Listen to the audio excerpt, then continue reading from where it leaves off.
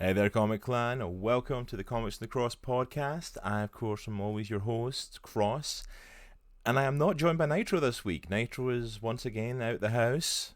He has stepped away. But thankfully, I managed to find a pretty phenomenal replacement. If you were here back in May, you may remember my guest host for today. He was on, gracing us with his presence, and he's agreed to do the same again today. I'd like to introduce comic book author Louis Southard is here to help me out today. Louis, thank you so much for coming back on the show, man. I greatly appreciate it. It's a pleasure to be back. I really enjoyed coming on the first time. When I came, I was promoting my newest book at the time, Villain Seeking Hero. But now I'm just back. I'm just back to hang out. I'm just back. I'm just back to talk about comics. Just chill like one of the boys. Yeah, absolutely, man. I mean, we had a good bit of comic talk when you were on last time. So I thought, you know what, let's bring him back on and let's delve deep here into some stuff. Let's get him involved in the conversation. We had a bit of good comic talk during our I guess the pre-show, just us chatting a bit. Yeah, so, to the point of like we almost missed like the start of the show. Like, oh yeah, I need to go live with this podcast at some point. We were getting a bit caught we were like, up you know what? Let's just not worry about the show. Let's just hang out. Let's just talk. And it's like, well, we could do that here too. So yeah, it's like, so let's go live and pretty much continue what we were doing for. So I want to give some shout outs actually into the chat who are just coming in here. Thank you so much for coming to join us. Thank you for that follow, Queen Gamington, also known as Rosa Eden, a friend of mine from over on Facebook. They actually do some gaming stuff over there. So let me post a link in chat. Go over there, check out Digital Unicorn Gaming, and that crew over there are absolutely phenomenal. Mel and Rosa, people have started to get to know over there. So thank you for joining us, Queen Gamington. I love the name. But guys, if you're not following them, go ahead and click on that link. I will post it later on in the show as well. And thank you, of course, ever to El Tommy joining us here today. Tommy, did you finish your binge? He has been desperately trying to binge Umbrella Academy Season 1 and 2 in preparation for being here today, so I'm kind of curious if he made it to the end. We're going to ruin it for you, so better turn off the stream and go finish. Yeah, full disclosure, if you have not finished watching Umbrella Academy Season 2, we're going to touch on the comics, we're going to touch on Season 1, but this is mostly a deep dive into the newest season, Season 2. There are going to be spoilers. I am not even going to do like a little, this is the start, you can stay for a little bit, and then, you can jump back in later. It's like, no, we're just going to delve in to this. You know what happens? We gave them a warning. We let them know what's going on. But it'll be my cross to bear. If anybody gets mad at us, please direct all the hate mail towards me. I'll take it.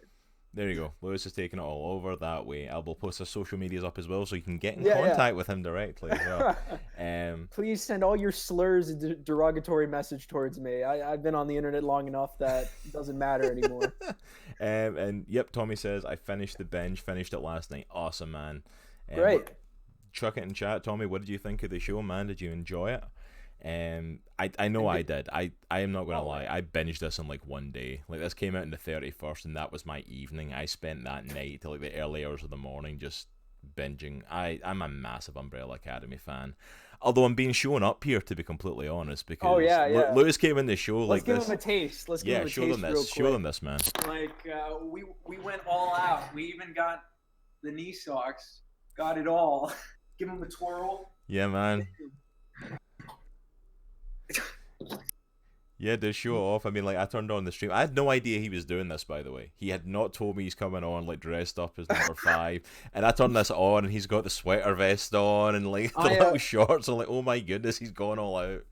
I had some coffee, too. I was going to... I thought that was the perfect... I'm going to say... No, I drank it, and I was just like, well, that's it. Well, there you go. That's it. It's done now. Yeah. Oh man, it's like, but yeah, like I as you can probably tell, Lewis has gone all out for this, so I'm guessing he's a big fan of the Umbrella Academy stuff as well. No, actually, this was just my Sunday evening outfit. Oh, that's just your Sunday outfit, yeah. Yeah, I forgot that I was even doing this. I was just lounging around, smoking out of a pipe, by the fire. And then I was like, wait a minute, I have something to do today. And it's just a lucky coincidence. Yeah, just lucky coincidence. It managed to match up perfectly with what, Yeah, crazy how the world works out. Tommy's saying he did enjoy it for today. So Before we delve into Umbrella Academy, we do have some news topics. I also have a little bit of housekeeping to shout out all our usual stuff, get that out the road. First of all, you can see I have been messing about with our stream. We have a new bar down here. There's road to 200 followers. We're trying to get up to 200 followers on Twitch. We are now at 167. Thank you to Queen Gamington for following the channel. So if you're not following the channel already, or you have friends you know would absolutely love to join in the conversation, love to be part of our comic clan, then by all means let them know. Help us hit that 200 mark and help us push that. That's the next big boundary for us, and you guys have been amazing for following us, so thank you for... I can't believe I've been doing this. This is like episode 19 now. Like, people keep coming back for this, and I'm like, I don't know why, I'll be honest. It's me and Nitro rambling most weeks, but apparently that gets views, so... I feel the same way about writing. Like, whenever a book comes out, it's like, wait, people are reading this? This doesn't make any sense. Yeah, it's like, something's not right here. Why? It's like, oh, we're reading it, we love it.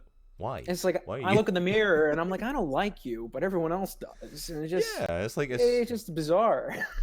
So first of all, let me throw up some social stuff for... Woo, that's the wrong button. For our special guest.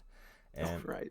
I'm doing good, by the way. I've managed to add this to a button and everything. I'm getting used to this new chat bot. So up in chat now is all the social media links for Mr. Louis Southard on Twitter. Listen, you're well more adept than I am in this sort of thing. I use Twitch to watch this show, of course. And of course. But like I barely use it.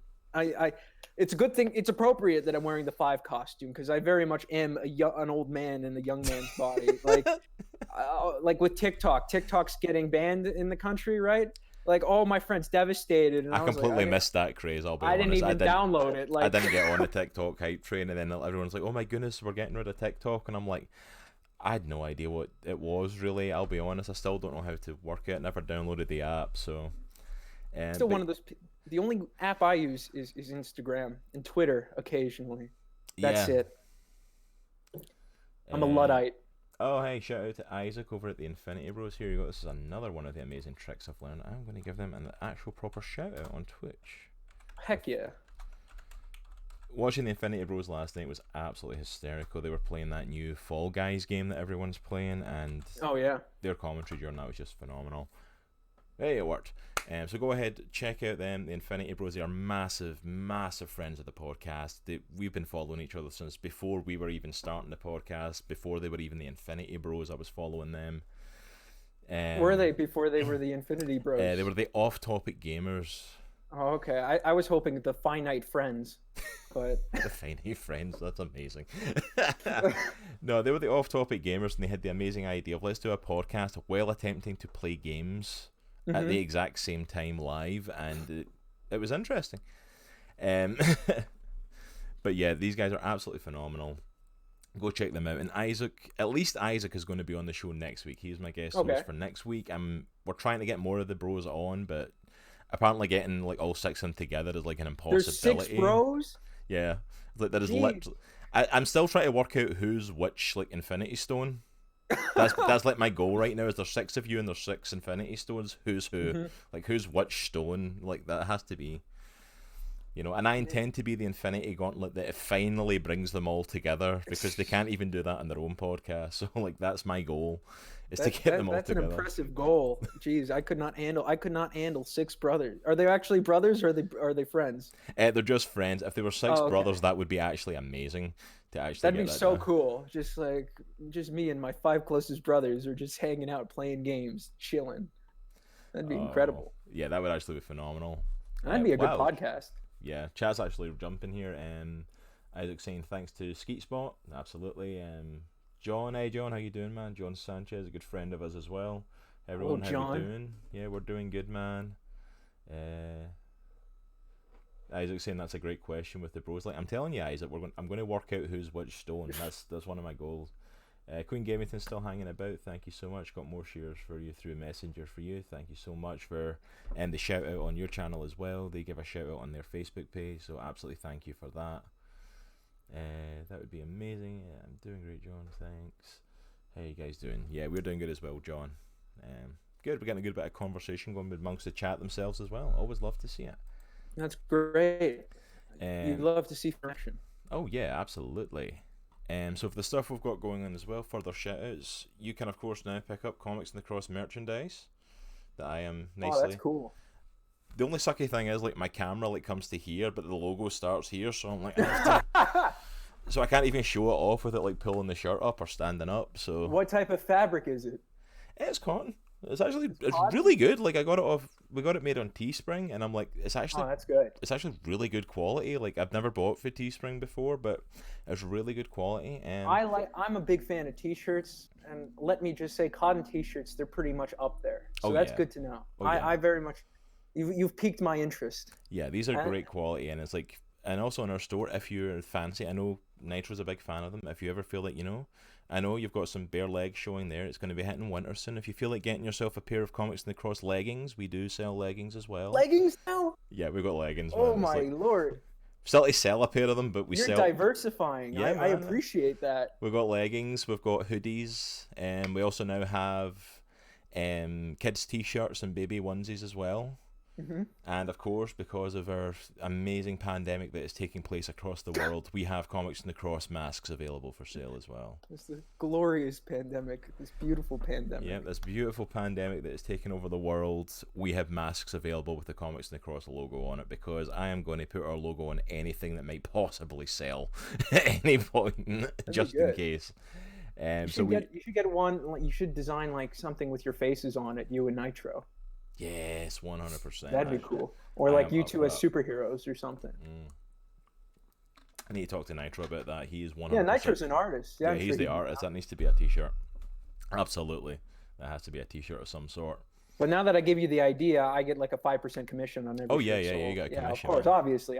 We'll even do like a special like limited run one with you on it with us, so it's... Oh, of course. You have to use code Southard to get your 10% off. Yep, use code Southard, and just for that, we're making sure you go in the t-shirt dressed as 5. I will never let you forget this cosplay. This will be the outfit forever that we use to advertise you. This. I should come back on every show I appear on with this outfit and this outfit alone. Yeah, 100%. Doesn't matter what we're talking about, if it's related or not. It's absolutely. Honestly, it's a pretty comfy outfit. I'm not gonna lie. I'm gonna say it doesn't look too bad. I mean, shorts and a sweater vest, man. It's like, you're rocking it, man. You're rocking it. I'm thinking about just going out later dressed up like this and see what happens. To see if you get any sort of reaction. Like, you'll maybe get like one person, if you're lucky, that gets the reference, and everyone else is like, what's that weirdo doing walking about in a school uniform? Yeah, it's like, I didn't realize the boarding schools were still in session. It's like, oh, well. Yeah, he's been held back a few years. Not that many, though. Yeah. Not that many, though. It's like, Oh, that poor soul. That poor soul. Also, as well, along with our merchandise, you, of course, right above Louis over there, you can see we do have our sponsor, Gamer Grind Co. Hashtag on that grind, the #1 coffee for gamers.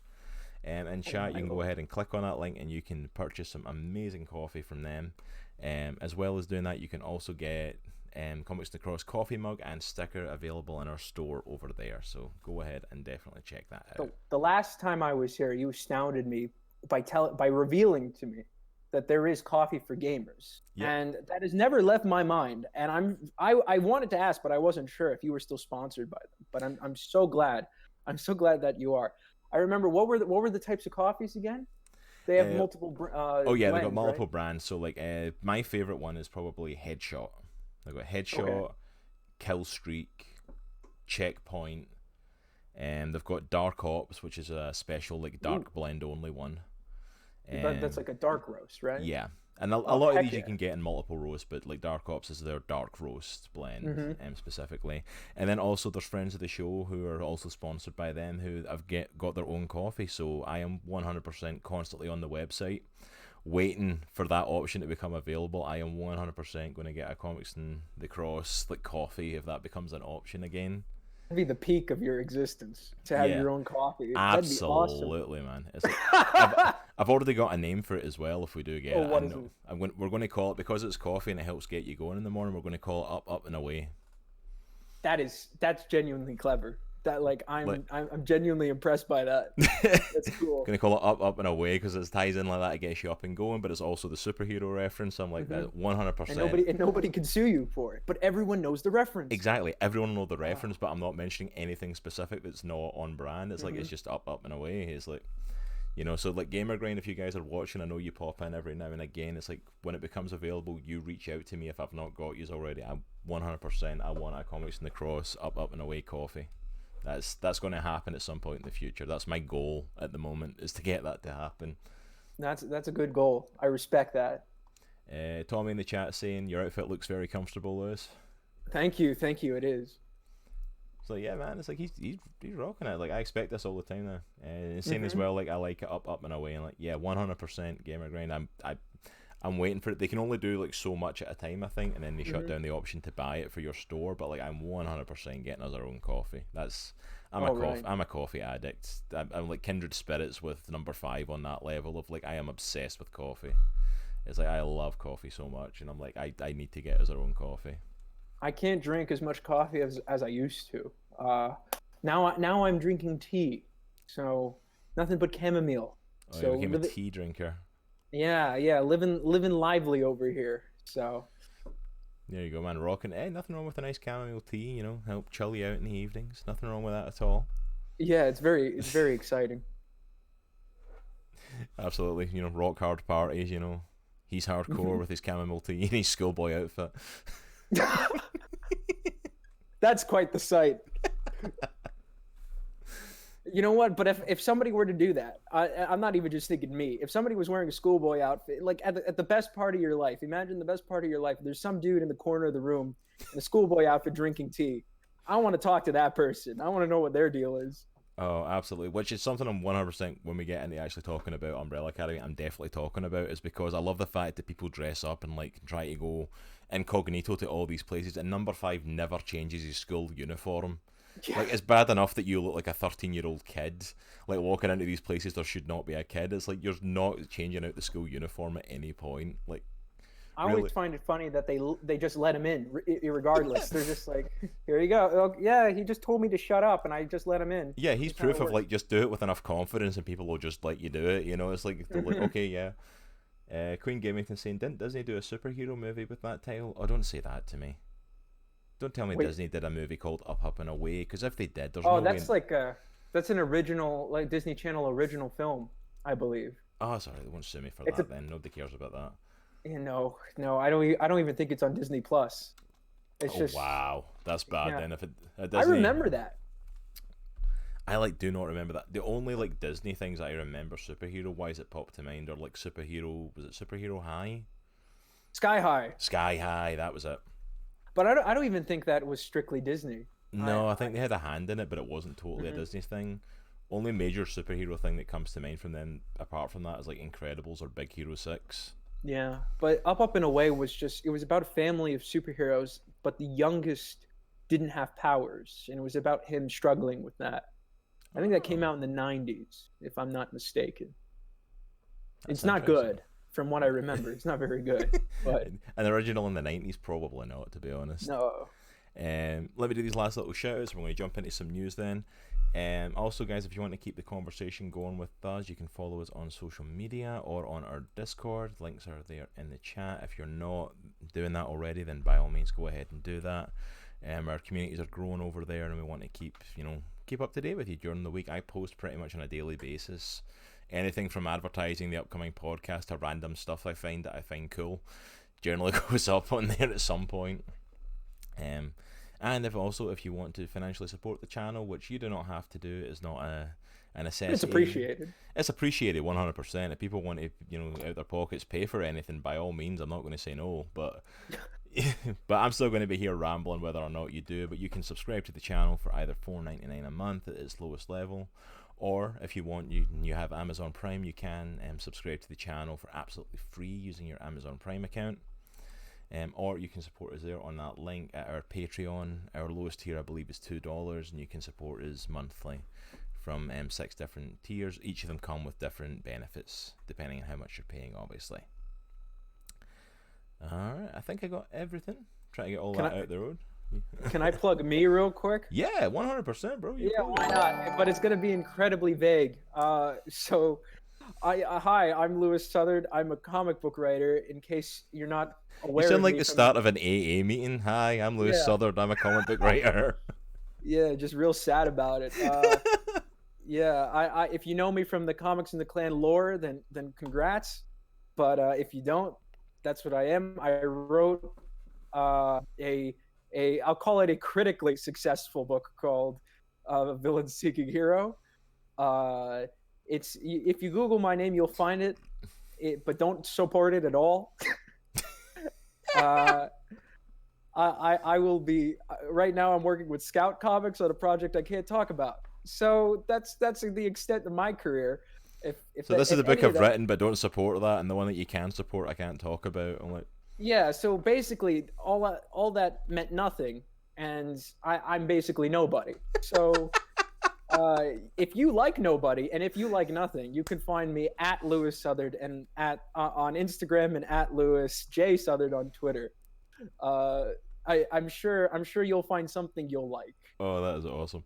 Yeah, guys, I've gone ahead and thrown up Lewis's social media stuff, his Twitter, his Instagram, and his YouTube, because the videos that go up on YouTube are pretty phenomenal. Yeah, there's something. So go and give him some love in there to keep up to date with it. We can talk about his upcoming project with Scout Comics. I have got a little insight into it from what he said, and 100%, guys, it's a phenomenal idea. You know, actually, we can't talk about it, but see if you go back, and if you're on YouTube, I'm going to put a little link up here to go back to his interview with us before. We did get into it a little bit there, so you can get a little hint of what's to come. I'm sure. Okay, we could tease it a bit. Tease it a bit. Tease it. Let them know what's coming. I'm not going to say the title. The title's out there. I'm sure people have found it, but I can't really say it now due to legal things. But it's the first book I ever wrote was like a superhero satire, more like a comedy drama, and pretty run-of-the-mill stuff.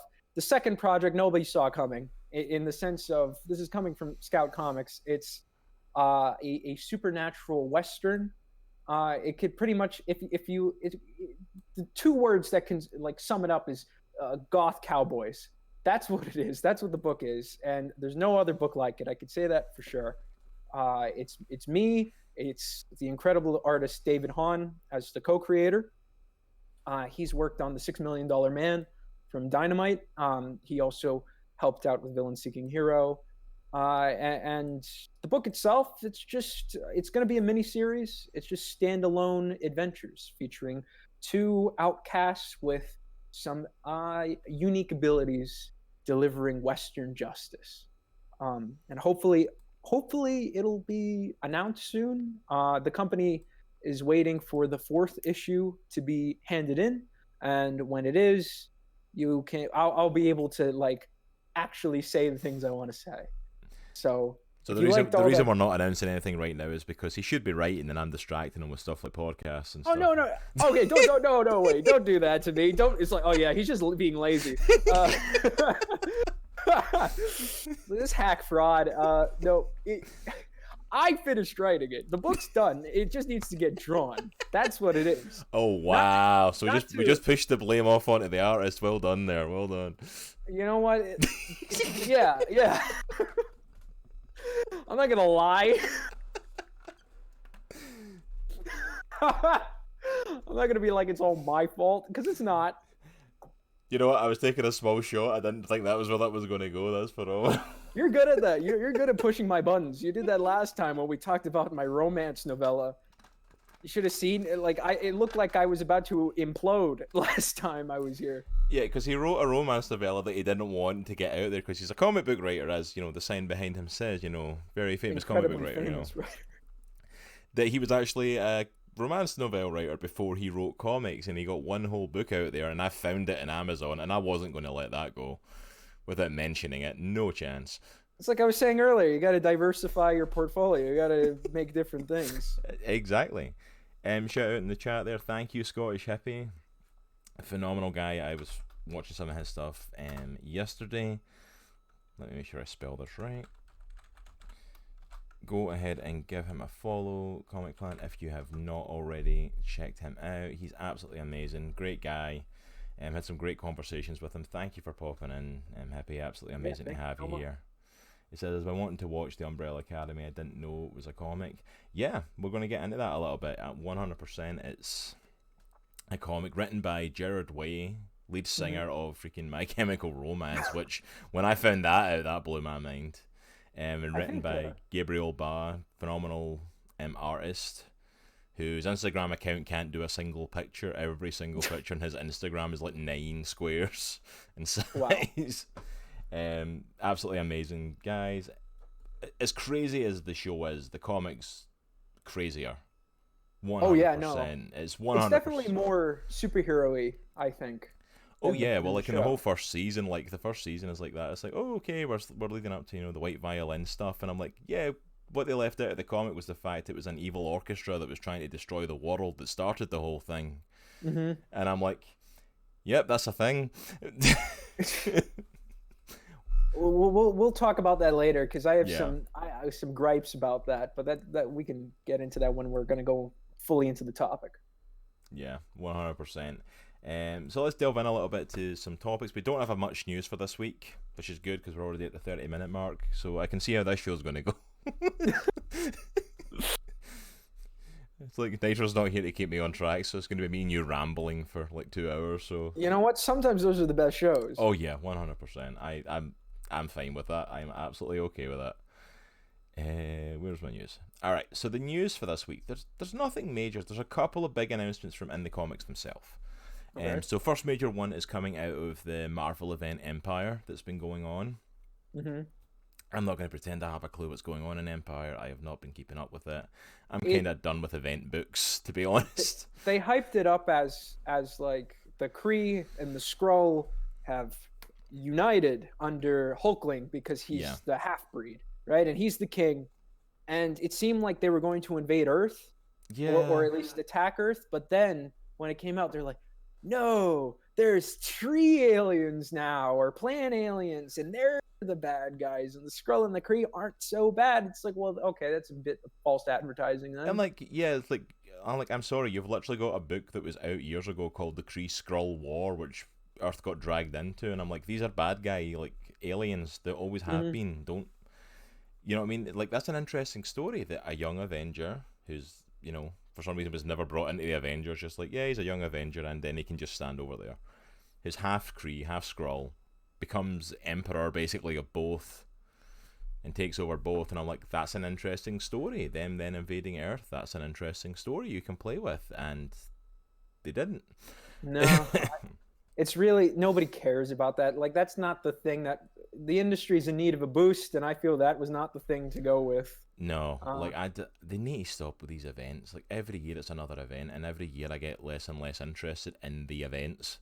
I feel it's not even every year, it's like every season almost. Like, yeah, actually. Like literal, like, season on Earth. Like, every summer, fall, winter, spring, it's a new event for each season, because this fall or winter, I think it's going, no, this fall it's a Tom Taylor led thing called the Dark Ages, and I know it's supposed to be I'm not gonna lie though, like, anything with Tom Taylor, I'm more than happy to give it a go. He's like, oh no, he's like my favorite author right now. I'm like, if he's doing it, I'm like, okay, I'll try it.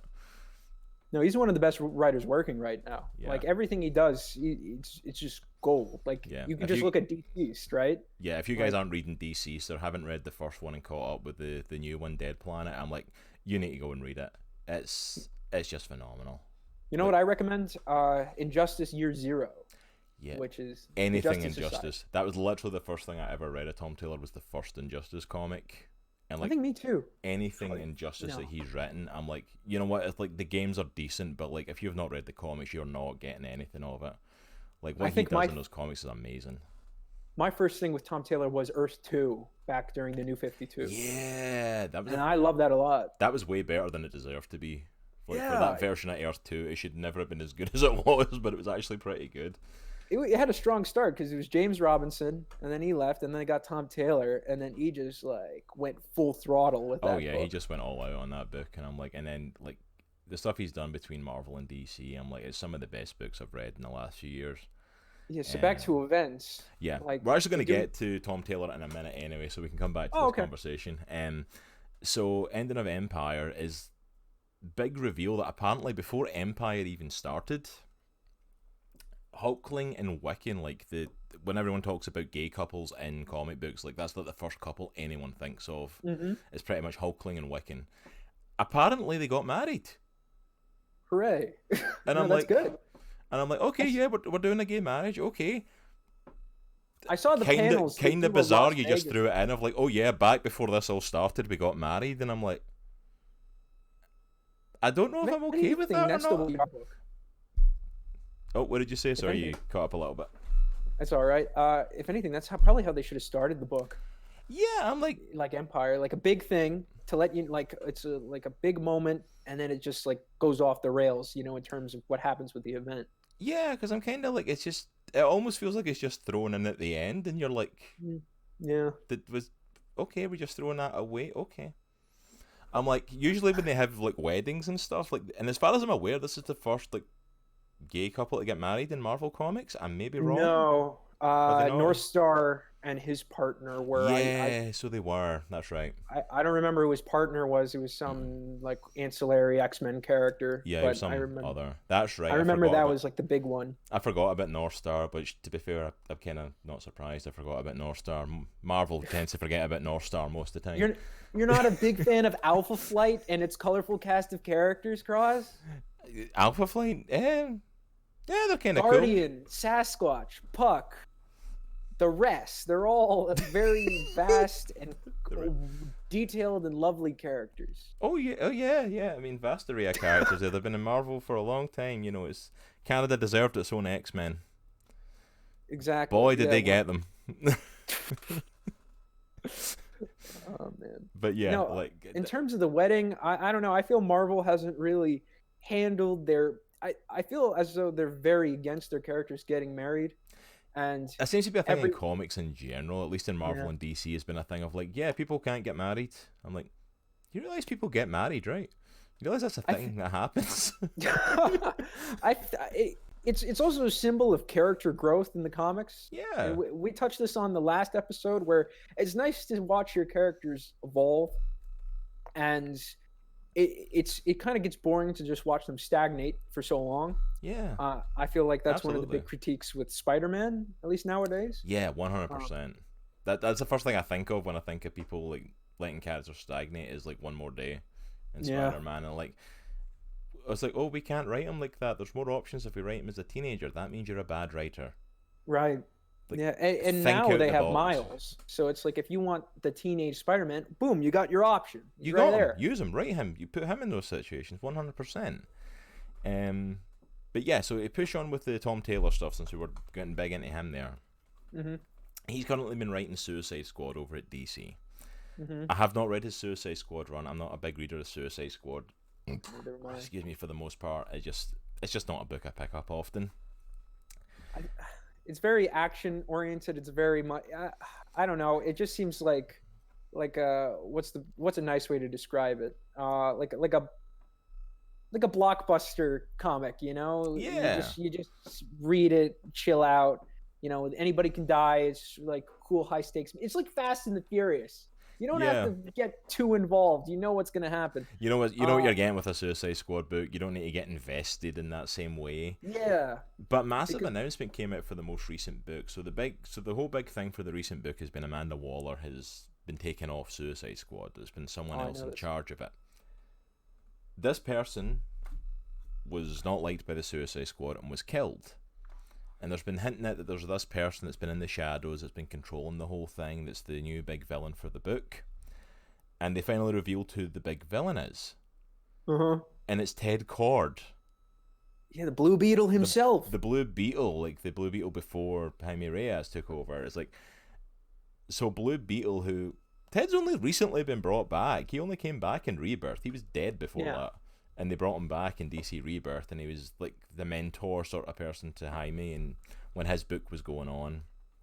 The only other time they used him was Heroes in Crisis? Yeah, he shows up in Heroes in Crisis because like Booster Gold's like under suspicion of being the murderer in that book, and he goes to help his friend. So yeah, this kind of came out of nowhere. Like he's never been an anti-hero, let alone a freaking villain. I don't mind it, because I don't mind when they do anything with Ted Kord. I love Blue Beetle. Yeah, 100%. So whenever they can shove him in the spotlight, I'll take it. And I 100% doubt it's going to be he's completely villainous.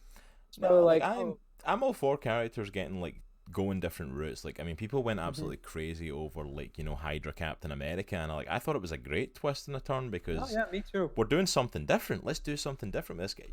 You could have put him in prison, like he's stuck like that for a while, and had him as a big bad in the Marvel universe, and that'd have been okay. Why? Because eventually he'll come back. Yeah. But let's do something different. Let's, you know, end of the story. We don't have to put all the toys back in the chest. I feel like with Blue Beetle, I don't think there's that type of outrage. I'm sure there are people who are disappointed, like, oh no, not Ted Kord. But like I said, I highly doubt that it's gonna be he's 100% evil. The last thing I read that I thought was a pretty neat concept was the Tales from the Dark Multiverse Infinite Crisis, which it was the big twist. Instead of Ted Kord getting murdered by Maxwell Lord, he kills Maxwell Lord, and then he's like, I'm gonna fix the world, and for the most part he does, but of course, because it's a Tales from the Dark Multiverse, it all falls apart, and he does become evil. It is neat where he just like, my favorite part, I love Superboy Prime, so it's fun when he's like, hey, he's like, he realizes Superboy Prime is just gullible and stupid. He's like, okay, you work for me now, and Superboy Prime's like, yeah, I guess. And then it just turns into a whole thing. Yeah, and it sets it up beautifully, though, that Ted Kord would be a great person to be in this sort of role. And I'm like, and if they are taking him a villainous turn, like you said, I'm just kind of glad they're doing something with him. And plus, as we were saying, it's Tom Taylor. If he's doing this, he to me proved that he can write Blue Beetle. Like, if you read in the Injustice 2 comic that came out for the Injustice 2 game, I literally, that whole storyline between Booster Gold and Blue Beetle, like, that had me in like tears with those two. It's incredibly sad. It's like, it's such a phenomenally well written. I'm not going to spoil it for anyone who's not read it. If you've not read the Injustice and Injustice 2 comics from Tom Taylor, if you've thought about it or only ever played the game, then you are missing so much stuff. Read these books and you will be a Tom Taylor fan for life. I guarantee you. What are they doing with Booster Gold now? Is he in any books? Because I could imagine that he could pop up in Suicide Squad as well. I'd love to see him pop up in that. Last we seen him was like, he appeared like briefly after Heroes in Crisis, after all that stuff. And they kind of hinted that there might be a relationship forming between him and Harley. Oh right, I remember that. Which I'm like, okay, on your cell, Booster. That Harley Quinn book is pretty much like out of continuity. It doesn't blend in with anything really. No. It's just a fun book, but like I don't know, like, and Booster Gold's definitely one of those characters. He could pop up at any time, and it's like, which version are you? And it's like, who knows? And, I mean, they can literally do whatever they want with him at that point. It's like, but I'm intrigued. I'm intrigued to see where Tom Taylor takes this. It could be interesting. I'm just happy Blue Beetle's getting used. That's all that matters to me. 100%. I'm a big fan of Ted Kord and Jaime Reyes. I think they're both underrated characters that don't get used enough, and they should. 100% agree. So our last big bit of news for this week is just a brief one. Like, any of you out there that are PlayStation, owners that have been playing Avengers, 100% jealous of you. Just by the way, the freaking beta dropped for that, and I'm just sitting here on my PC waiting until September. Until the game drops. I know I like coffee for gamers, but I must be a bit honest. I'm not that much of a gamer. I've been playing Minecraft since like 2010, and that's been the only game I mess around with. Yeah, okay, 100%. I am planning at some point getting a Minecraft stream up and running. I am 100% getting you on that for something. That'd be awesome. I'd love to do that. That's the only game that's ever been able to just hold my attention like for years. Oh yeah. I think the last couple games I played, the only other games I liked was Fallout New Vegas, and I did play the Spider-Man game. Those are like the only two relatively new games that like I've played other than Minecraft. I did have a friend who got me into the Animal Crossing game. Okay, yeah. I was just like, hey, I'm not the target demographic. Yeah, that was a game series I could never get into. Even when I was younger, I was never big on Animal Crossing, so it was kind of bizarre watching all these people go nuts over New Horizon when it came out. It was like, okay, I think it's a nostalgia thing for the most part, but probably. I don't have that nostalgia. No, absolutely not. But what were we talking about? Oh yeah, Avengers on. PS4. I apologize in advance, guys. This is pretty much how this show's going to go. I was getting tangents. So, like, I love it. Just like, oh yeah, let's talk about this for a while. Yeah. So anyway, But yeah, so the Avengers Animal dropped. The beta dropped anyway on PlayStation. So a couple of people have been playing it. It's not the whole game release. It's just little bits and pieces. So it's been kind of fun watching it. It has put me a lot more in the mood to play the game myself and getting excited for it. You get to play as the different Avengers themselves, and it's pretty much the 6 main like ones from the movie, along with Miss Marvel, who's like the ride-along character for it, because the story's based around the Inhumans. You can tell they were working on this back before they got X-Men back, because that was the Inhumans were like the focus of it. Yeah, they were trying real hard to push that, and everybody was like, "I don't want this." Yeah, it's like for the most part. Well, yeah, because they weren't pushing Inhumans. They were like, "They're the new X-Men." Like, no, they're not. Yeah, you're right. Like, oh, wait a minute. Another tangent. I forgot. I wanted to bring this up during the Empire thing. Oh, go for it. Have you read the X-Men Empire tie-in? No, I've not read the tie-in for it. That's like 10 times better than the event itself. Really? And it's just one issue. Have you been reading the X-Men series? Oh yeah, Hickman's run. Oh yeah. Okay. Forget Avengers. Everyone knows what's going on there. This is 10 times more important. And by that I mean not at all. So like what happens is Wanda Maximoff, she depowered all the mutants, of course, in House of M. And it opens up with her and she's real depressed about it. She's talking to Doctor Strange. How can I fix this? And he's like, you can't. And she's like, no, I can. And she goes to Genosha, which in the comics is the site of like all these, it's of this quite horrific mutant holocaust. And she's like, I'm going to bring them all back, and that's going to be my reparations. That's how I'm going to save the mutant kind, like to repay for all the terrible things I've done. And she does bring them back, but she brings them back as zombies. And then she's like, well, I screwed up here. I'm going to go. And then she just leaves, and she just leaves them. And the plant aliens from Empire, they're like, we're going to go to Earth and we're going to scope things out. And one of the places they land is Genosha. Oh no. So they go up to these zombies and they don't know it's like a scout ship. They don't know what humans look like. So they walk up to the zombies and they like one of the zombies lost their jaw. One of the plants just picks it up. It's like, here, you drop this. Like they don't know any difference. And then it turns out into this like all out war. And the book was called Mutant Zombies versus Alien Plants versus Mutant Zombies, which is Plants versus Zombies. Yeah. And then the X-Men get involved because it's like, what's going on here? And then I feel like this book is just and then the book. Jonathan Hickman created a team of old lady botanists. Yes. That are like the Golden Girls but evil. And then they show up in the middle of the war too because they want the plant aliens to study. And then the book just turns into mutant zombies versus alien plants versus old ladies. And I'm like, this was probably the best thing out of the whole event. Like just this little, if that's a book, that's the book you should buy from this series of Empire.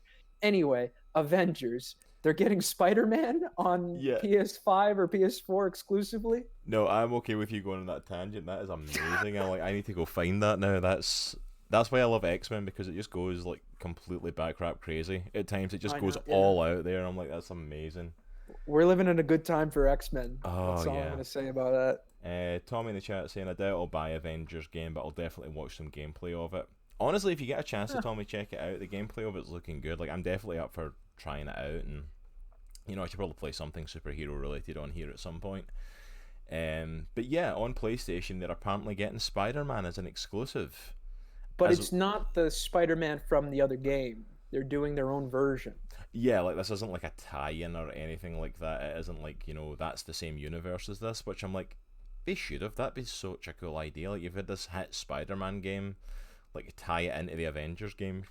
Surely that makes sense, but Sony's still dragging their heels in that one. But yeah, PlayStation now gets Spider-Man, and as of now, there's no, like, exclusives to Xbox or PC. It's just PlayStation that's got an exclusive. Yeah. So everyone's pretty mad about that, especially with it being Spider-Man. And it's like, oh, okay. I don't know. I don't really see that as a big deal, but then again, I'm not that much of a gamer, so No, I guess it's because perhaps I'm not the. I guess because it's Spider-Man and knowing full well there's going to be Spider-Man in the game, but like if you've got an Xbox or PC, you don't get to use him when he's like their No. biggest character. No, just drop an exclusive for Xbox and PC as well, just someday, you know. It will, maybe, probably not, but perhaps they'll do like console or PC exclusive DLC. Yeah, But that's then it. Like, again, do some DLC or something, or like someone is saying, like, well, they're getting Spider-Man. How about giving Xbox and PC like X-Men or something, like a couple of yeah, X-Men I or was just about to something? say like Now that Disney's got them Xbox is back, Wolverine. yeah, like just something like that thrown in, like just something like here's something for you, like Hmm. that makes sense. But that sounds like wishful thinking on our part. Like it's Yeah, like, oh man, it's so not gonna happen. yeah, if only what if these corporations did something nice for the consumer? And it's like, Oh yeah, oh they're yeah. all about that, you know. Hmm.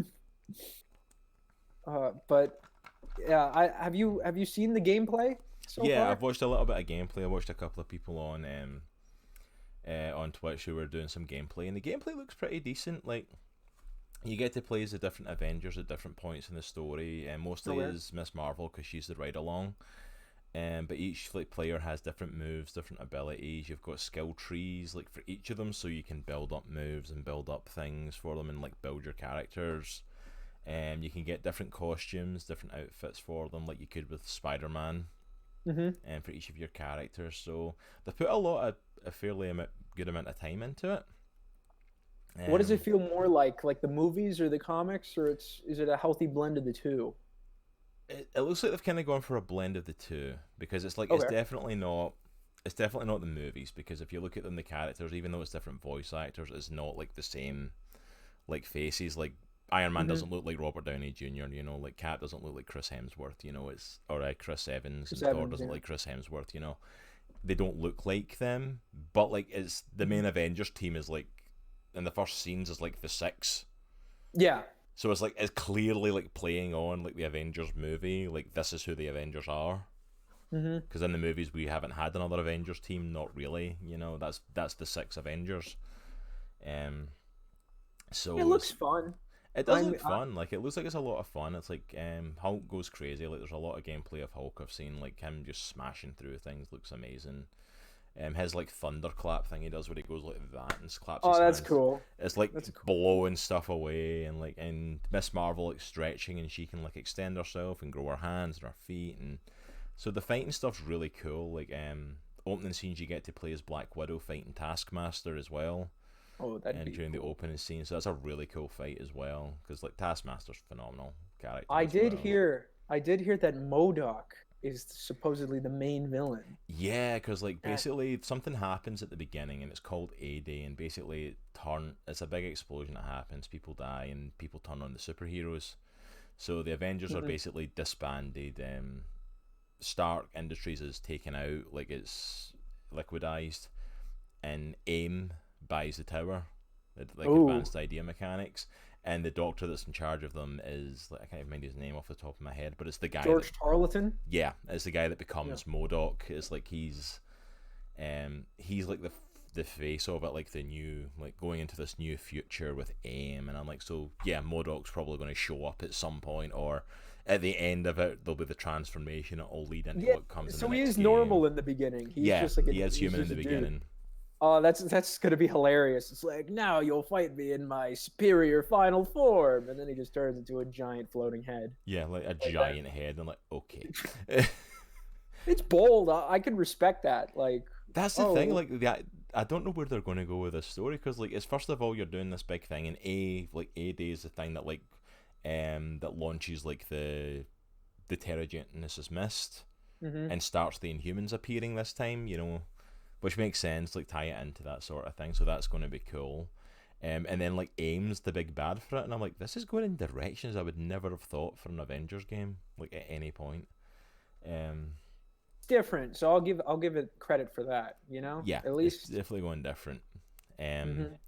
but yeah, I'm intrigued to try it out and to see where they go with it, and you I know, won't. yeah, I, that I I just don't play games, so you know. Oh well. So we're not bringing you on to review the game at some point, is what you're telling me. No, you should. You should. I won't play the game, but I'll happily review it. Just happily review it. We'll tell you what happens in it, and you can just like react. Yeah. Then why not? Yeah. It's like, yeah, they did this in the game. Like, why did they do that? That makes no sense. I probably would say that. I'm like, yeah, that sounds good. 5 stars. 5 out of 5 stars. 5 stars. Become the spokesperson. Hi, Ryan. Yeah, I'll be the new George Tarleton. All right, so we've got a few. Let me just catch up with chat a little bit first, and then we'll jump into the actual topic for today. Since we're like nearly an hour, we probably should. Yeah. So yeah, we are focusing mostly on season 2 of Umbrella Academy, just to forewarn, because yeah, we've got about an hour left, so we focus on the newest season. So Isaac's saying, yeah, they hinted there won't be any more exclusive characters for it. He says, I'm stoked that Spidey's going to be on the PlayStation, so I'm buying it. But stinks for Xbox and PC players, absolutely. J Sanchez, true that, man, not coming out for Xbox One, yeah. Isaac saying, you getting a PS4 5? Yeah, absolutely. I'm 100% want to get a PS5. I don't know if I'll be able to get it when it comes out. But I'd love to get one at some point. I mean, I wanted to get one the moment I seen the Spider-Man trailer. Oh, like for the Miles Morales. For the Miles? Yeah. The moment I seen that, I wanted to get a PS5. So I heard a rumor that the Miles Morales Spider-Man is going to come with an updated PS4 Spider-Man, the first one. Oh, like that would be cool. They're gonna remaster it, I guess, for PS5. So that's gonna be that'd be pretty neat. That'd be a good deal if they do that. Yeah, that would be absolutely cool. And Isaac's saying, it's like, yeah, please do buy one. It's like, then you can play Fall Guys with us. Yes, if I get one, I will play Fall Guys with you guys. But speaking of you actually doing an interesting lead in there, going, I heard a rumor. Yeah, Isaac's even saying in chat, I heard a rumor. It's like smooth, like transitioning into Umbrella Academy. If you've not seen it, you don't get that joke, but all right. Okay, Isaac, I know you said you've not seen it. If you are bothered with spoilers, I am giving you and anyone else in chat, anyone else watching, this is your chance to duck out. I am going to 100% say a massive spoiler off the get-go to prove my point that if you don't want spoilers, leave now. You gonna count down? Yep, I'm going to count down. I'm going to give them a minute to get out. I'm going to count down. While I'm doing that, shout out, thank you for Eyebrows Gaming for hosting us. You did it about half an hour ago. I'm sorry, I meant to mention it and we got off on a tangent, but thank you so much, bros, for giving us a host, man. I appreciate it. Alright, so massive spoilers in like 5, 4, 3, 2, 1. Ben dies again. Ben, the dead character who was there as like another character, is gone completely now. He is not going to be back. Not their version of it anyway, and we'll get into that for the end. My brain went, after you said Ben dies again, my brain went, who? like Dude, like that's like one of the most emotional scenes in the thing. Like, who died again? It was. Who? What? Yeah. Okay, here, let me ask you this before we get into the show itself. How were you introduced to Umbrella Academy? Like, what was your first foray into it? My first foray, I'd never heard of Umbrella Academy. I'm sure I've seen it on shelves and stuff, like, beforehand when I was looking at comics, but I never knew it was a thing until literally on comicbook.com when they announced, like, the first season was coming to Netflix. They announced they were making Umbrella Academy into it. Mm-hmm. I had no idea what it was. I took an interest in it because it was a superhero thing, and I started like binging, like reading about it, like what is this thing, how can I find out more about it, and started learning about the books, and I'm like, this sounds amazing, this sounds so good. I think for me, sorry, Tommy in chat goes, Ben re-died, and like we crying faces. I read Gerard Way's Doom Patrol first, and I very much liked it. It was when it first came out, and I very much liked it, and I was like, what else has he written? And prior to that, he wrote something called like the Fabulous Lives of the Killjoys or something like that. The Killjoys. Ridiculously long I've never read that one, but yeah, I know of that one. And then the other one was Umbrella Academy, and it sounded interesting. At the time, I think there were just the first 2 volumes. Mm-hmm. So I think I just bought the first one, and I was like, wow, it was pretty good. And then immediately, like a couple days after, it was like season 1's coming out. No, or maybe years. I forget. I don't know. I can't actually remember, but I remember there being like the announcement just like a couple days after I had read it for the first time. Yeah. But Yeah, I very much like them. I like all 3 volumes. Yeah, Uh, I will say out here as well. I have not read the third volume yet, Hotel Oblivion. I've not had a chance to read that one yet. Like stuff just keeps happening. I've not been able to pick up the full series yet. okay. Um, so like if you go ahead and spoil anything, by all means, it's fine. I'm going to read it. Okay. I'm going to read it either way. I Yeah. love Umbrella Academy. It's not going to stop me. Yeah, because there's something I do want to bring up about, because I alluded to it earlier, in the sense of the show very much tries to, I think it steers more towards science fiction than it does like superhero activities. Yeah, it really tries to go that sort of way, and it tries to like anything that's kind of the over the topness. They try to, excuse me, like push away from, like, you know, just something. Or they tone it down. Just something simple, like beforehand when we were talking, like, you know, like the whole big thing is like, okay, we said spoiler, so if you're still here at this point, it's your own fault. Um, you know, like the big villain for the first one is Vanya, one of the sisters, and she becomes the white violin, and you know they lead up to that in the show very well. It's done really phenomenally. I really like how they do it. But in the comic, it's this orchestra that's wanting to take over wanting to destroy the world, who basically corrupts her and turns her into the white violin and like plays on how she's feeling, and then she like turns it round and becomes like their leader by like murdering like the lead guy, the conductor or something. Yeah, the conductor, that's the word I was looking for. Like murders him and like, yeah, I'm in charge now, you know. Yeah, which is like it's so over the top super villainy, but like it wouldn't fly in the show, and I understand why they didn't go that route with it. Like if they were trying to kind of keep it like more low key. Let's ease people into this world instead of like, here you go.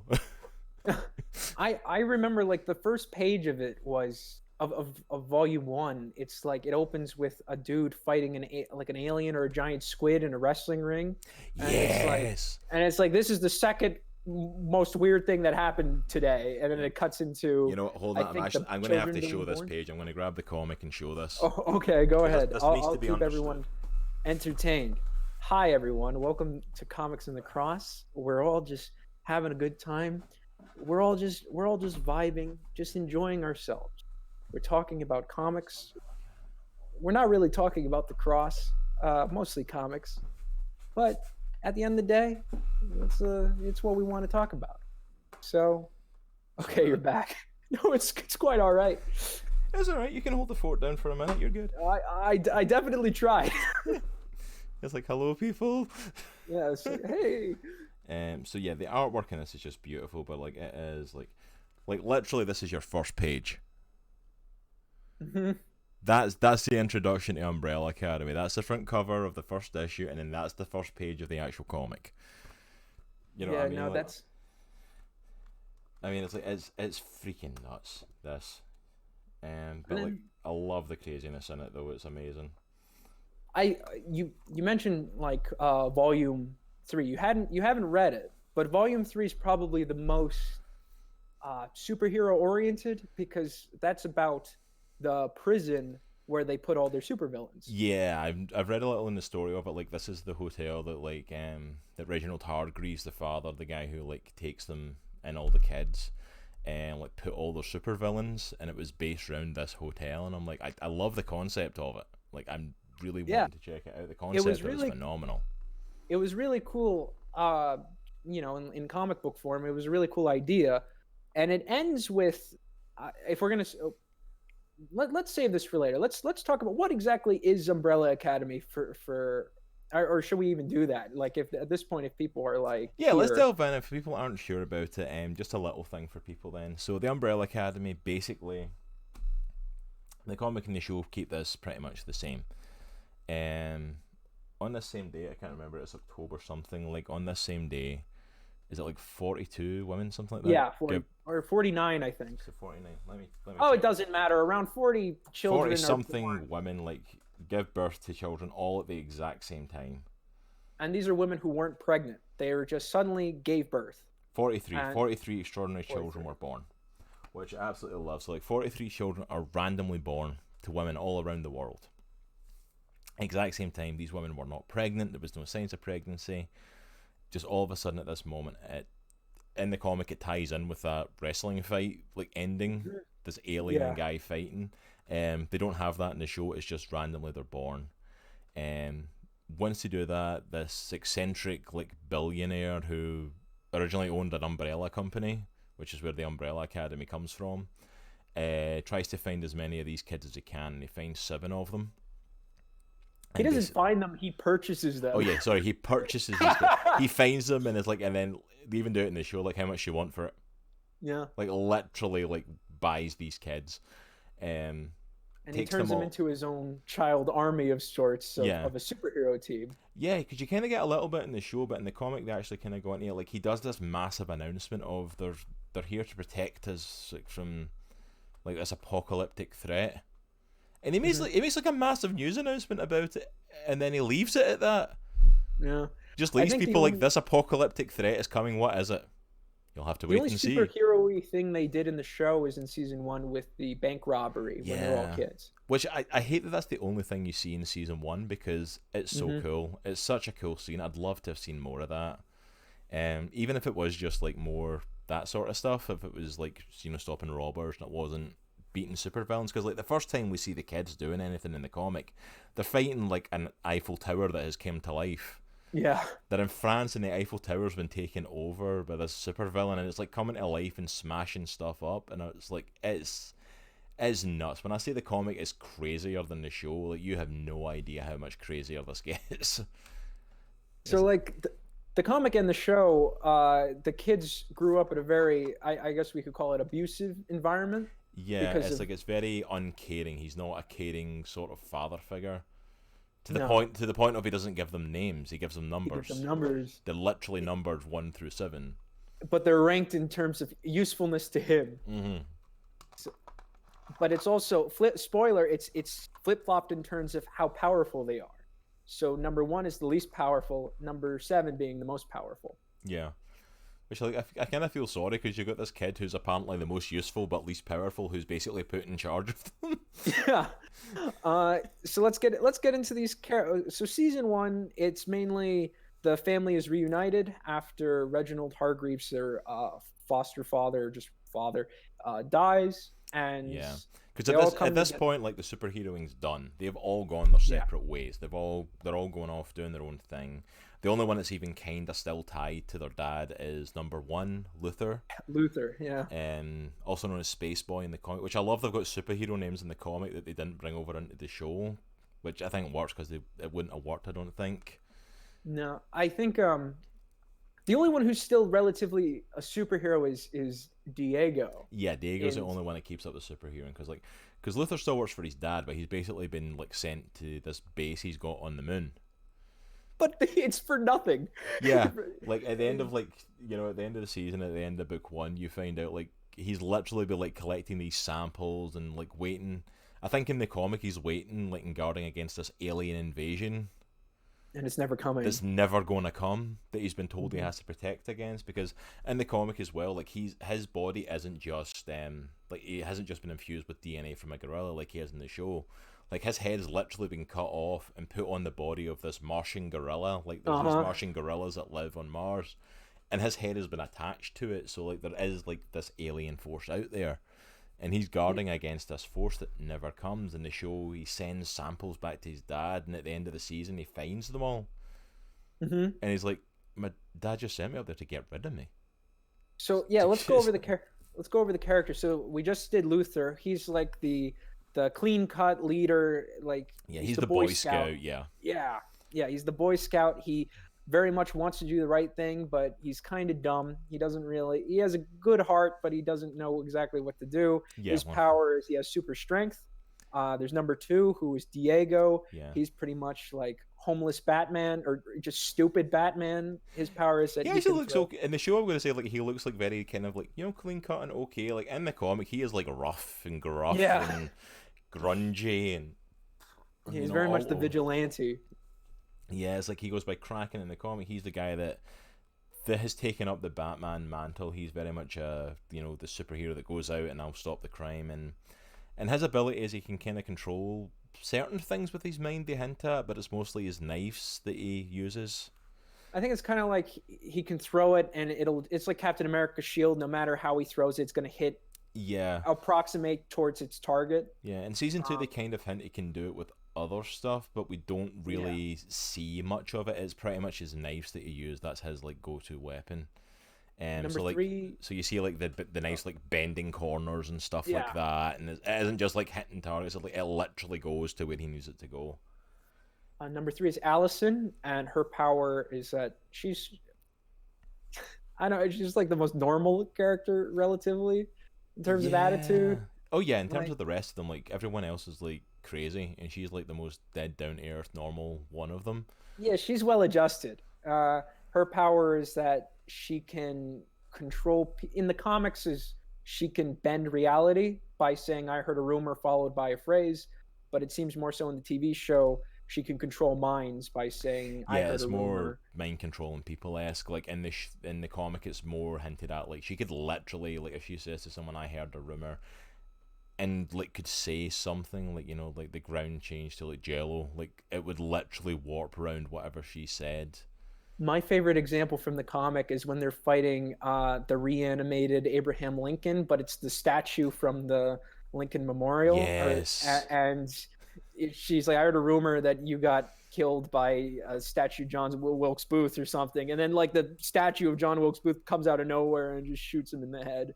Yeah, It's it's like absolutely awesome. Like it's a phenomenal power that they play so much with, and I'm glad they play with it in the show. they play with it more as from a psychological viewpoint of like, how do I know you're being honest with me? Like, how do I know you haven't used that power on me? But we can get into that. Yeah, they dive Uh, into that in season 2 a lot, which is a really cool concept with it. Number four is Klaus. He's one of my favorites. He can talk to the dead, and he's like this recovering addict, sort of eccentric, probably the most alternative of the group. Yeah, it's like he's completely out there sort of character. Mm-hmm. And it's like, and the funny thing is, you don't necessarily get that in the initial comic. Like in volume 1, he's not really. There's a lot of like eccentricities, like for example, he can levitate, but only when he's not wearing his shoes Yeah. for no reason. And like, and then out of nowhere, if you delve into like volume 2 into Dallas, it's like okay, here he comes. This is the Klaus. It's a little bit closer to the one that they do in the show. Like You know what I liked a lot in the comic in the season one, the world ends, and then they go back in time. Yeah. In the comic, Klaus stops Doomsday by himself. Yes, And it's I so liked in cool. season two, he becomes a celebrity. And like he's the guy who saved the world, but he's just kind of like he doesn't really know how to handle it, but he's still like, oh, I'll take it. Like, why not? Yeah, like I love how he even stops it in that, because like in the first volume of the book, like he literally like pretends he's channeling his father. Mm-hmm. Like, Yeah, to that's distract how he stops that, Vanya. like to No, but stop I think like Vanya. the moon is about to crash. He's just like holding it. Oh yeah, like, so with he the is. levitation. Yeah, so he is. I forgot about that one. Like he literally stops it crashing in. It's like, and he gets that celebrity, and I kind of like that they played on that celebrity in season 2 when like Yeah, with the he cult. becomes a cult leader, which I'm like, of course he becomes a cult leader. Why wouldn't Makes Klaus perfect become a cult sense. leader? So And just to jump into chat here, Tommy saying I called Vanya being the most powerful and the cause of the apocalypse after episode 2. Like yeah, they kind of start to heavily hint into stuff like that, but yeah. And he says, "Wow, I need to read the comics now." Like yeah, you do. Like the stuff in the They're show, really good. the show do really good job of like taking stuff from the comics, but the comics also are just so different. Well, that's the beauty with comics. You have more freedom to kind of make whatever you want to make. Of course, the artist is going to hate you for it, but at the end of Oh the yeah. day, you have more creative freedom. John saying as well, wishing Hartford they had a comic book store. Dude, if you've not got anywhere near you, by all means, you can also pick it up digitally on Comixology or on Amazon. You can order it. All 3 volumes are in both those places, so if you want to go check it out, they are available there. And then thank you, Bat, for popping in, man. Good to see you. Thank you for those 100 bits. They are greatly appreciated. Thank you for the donor, man. Thank you. But yeah, so we're on number 5 now. You could do number 5. Number 5. I love number 5. Before I even seen the show, like reading him in the book, like I love him. Cause like me and him are like so much on the same part. He is the curmudgeoned old man. Yeah. He is like, because what happens with number 5 is number 5 disappears. Mm-hmm.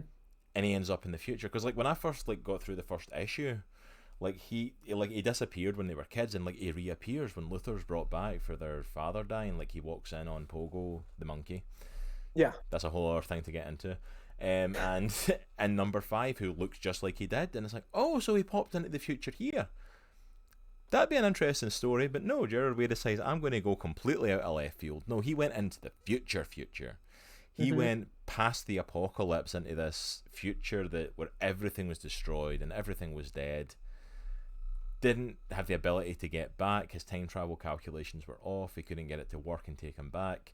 So he lives out his life, and he literally becomes an old man. Yeah. And then when he comes back... And then he comes back, and something goes wrong with his calculations again, and he reverts back to... Well, in the show, he's like 13, 14 they play with, but like in the comic, he's literally like, what, 10, 11? Like, he's even more... I think in the comic, I think I think you are right, it's 10, but in the comic, he can't age. I think he's permanently a boy. Yeah, like, it's that thing, because you see Pogo, like, checking him when he comes back at one point, and they're like, yeah, I don't know why you de-aged, but you're stuck at this. Yeah. So you've got this curmudgeon old, like, 60-something-year-old stuck in the body of a 10-year-old. But that actor, Aidan Gallagher, he's so good. He is ridiculously good. An old man in a young man's body. Sometimes you just forget, like the way he just acts is just like, yeah, you buy that this is just an old man who's fed up with everyone and everything, and he just wants things like done a certain way. Oh yeah, like, 100%. You totally get that. He pulls it off, and he's literally just turned 16. Like, they showed behind the scenes stuff of like Aidan Gallagher has literally just turned 16 years old. They celebrated on set. Which means he was like, what, 14, 15 when they filmed the first season? Yeah, no, he's a good actor. I'll give him that. I'm like, that's incredible. On your cell, kid. Like, you're a phenomenal actor for that age. Like, to pull off, like, that you are this curmudgeon old man who's lived this massive life, who's got this connection to the Time Bureau and all this other stuff that's going on. Dude, like, how you're pulling that off at that age, like, that's some amazing talent. My favorite scenes are whenever he has interactions with the antagonist, the handler. Yeah. They just play off each other so well. I keep waiting for them to push the scene, and I don't know if they can because of his age. Like, there's push the what? For pushing, like, the whole, like, there's definitely sexual tension between them. Oh, yeah. Between number 5 and the handler, and I'm like, the only reason you've not done anything, like, with them is because he is, like, legitimately 16. Yeah, I'm you sure just can't. that you literally can't, but, like, there is a definite, like, tension between them. Like, you two are either going to kill each other or you're going to go off for some alone time, you know? It's like, you just feel it in the air, and I'm like... But like, it's that tension is just so good between them. It's just such a great chemistry. And then and then just to round out the characters, there's number 6, who is Ben. Who plays a lot bigger part in the show than he does in the comics. Very true. He doesn't even pop up in the comics, at least. Which I'm like, yeah, because I'm like, even what they do in the show, I was kind of like, why not? Like, why? Because literally, you've got Klaus who can see the dead. Like, you think Ben would at least pop in? Like, they play with that a lot. Like, he's like there throughout the whole thing. It makes sense. So like, that's really cool that they do that. But like in the show, he's good. I love the actor that plays Ben in that. He's such a likable, relatable, just nice guy. Yeah, he's just, and you're like, wow, you're the one that had to die. That sucks so bad. Like, you're probably the best one out of them. And then he's probably because he's the one who died. All he does is hang out with Klaus, and I guess it's like you learn from someone else's mistakes. I guess, well, I don't want to end up like this guy. Yeah, well, he's got a lot of mistakes to learn from. And finally, Vanya, number 7. Vanya, number 7, the one who doesn't have powers, or at least that's what we're led to believe in the beginning. Which they kind of go differently with it. Like, they kind of hint it in the comics, but it's more a case of she's bestowed these powers. In the show, is they literally go into this whole backstory where she does have power. She is the most powerful, and she's like locked away and abused as a child and all this stuff until they can given stuff to like medicate her so that it doesn't come out. And it's like, I love Gerard Way's writing, but I love that so much more because that just opens the door for when she goes completely nuts. Like, it creates more emotional turmoil between the characters because some of her siblings had a hand in trying to cover it up. Like Allison, she did the I heard a rumor. Yeah, she rumored it, and like Luther, even like them when they're older, and you see Luther throwing her back in there to try and stop her. Like, see the moment he did that, I was like, no, why? It's like, you had a chance. Like, I know it's coming, but I'm still like, no, don't do that to her. So to sum up season one, like they reunite, they're all living their dysfunctional lives. None of them are Yes. really at a good place. Vanya still, even though they're all in their 30s at that point, except for Five, um, he's in his 60s. Which I love. Yeah, Vanya is still the outcast, still not really part of the group, and it's about they're all trying to prevent the apocalypse. They're not sure exactly how it's going to happen, and it turns out that it's Vanya. She's the key to all of this. She's going to Five works this out in the apocalypse, like, because he spends a lot of time in the apocalypse, like keeping himself busy as you would, being the only person. And starts he wasn't the only person. He had his beautiful love. Oh yeah, Dolores, the mannequin. That's still a better love story than Twilight. I know that meme's like so old, but it's so true. Like, I really feel for him in that mannequin. Klaus had the best line in season 2, where it's like the last like functioning relationship anyone has had in this family was when Five was banging the mannequin. And that's it. And it's like, yeah, I guess so. Yeah, actually, it's very true. Like, yeah. But like, yeah, so him and Dolores are in the future, and like he starts reading through books, and he finds Vanya's autobiography, which she writes in the comic. That's one of the reasons the family shun her even more, is because basically she took all their dirty laundry and like threw it out there. They don't really get that in the show, but that in the comics is where it happens. But as you would. But same thing like kind of happens. Like Five goes to the future in both versions and like finds out what's going to happen. He finds out about this, and like that's why he comes back to when he does. That's why he comes back to the funeral, because everyone's going to be together. He's seen his family dying, so he comes back to when they're all together. And I love, like, even in the show, just like how nonchalantly he deals with it. Like, they're all in the kitchen, like, where the hell have you been for the last 20 years? I'm like, actually, it's been about 40, 50 years, and I've been in the future. As he's, like, just nonchalantly looking for coffee. That's his whole driving force, is to find coffee, and now that he's back. And it's like, oh yeah, I'm back to stop the apocalypse.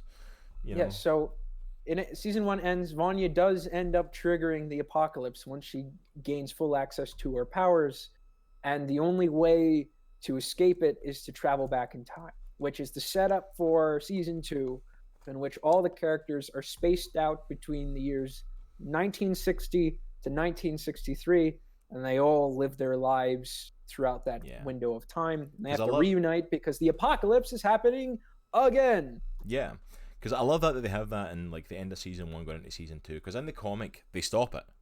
Yeah, the apocalypse stops. It doesn't happen.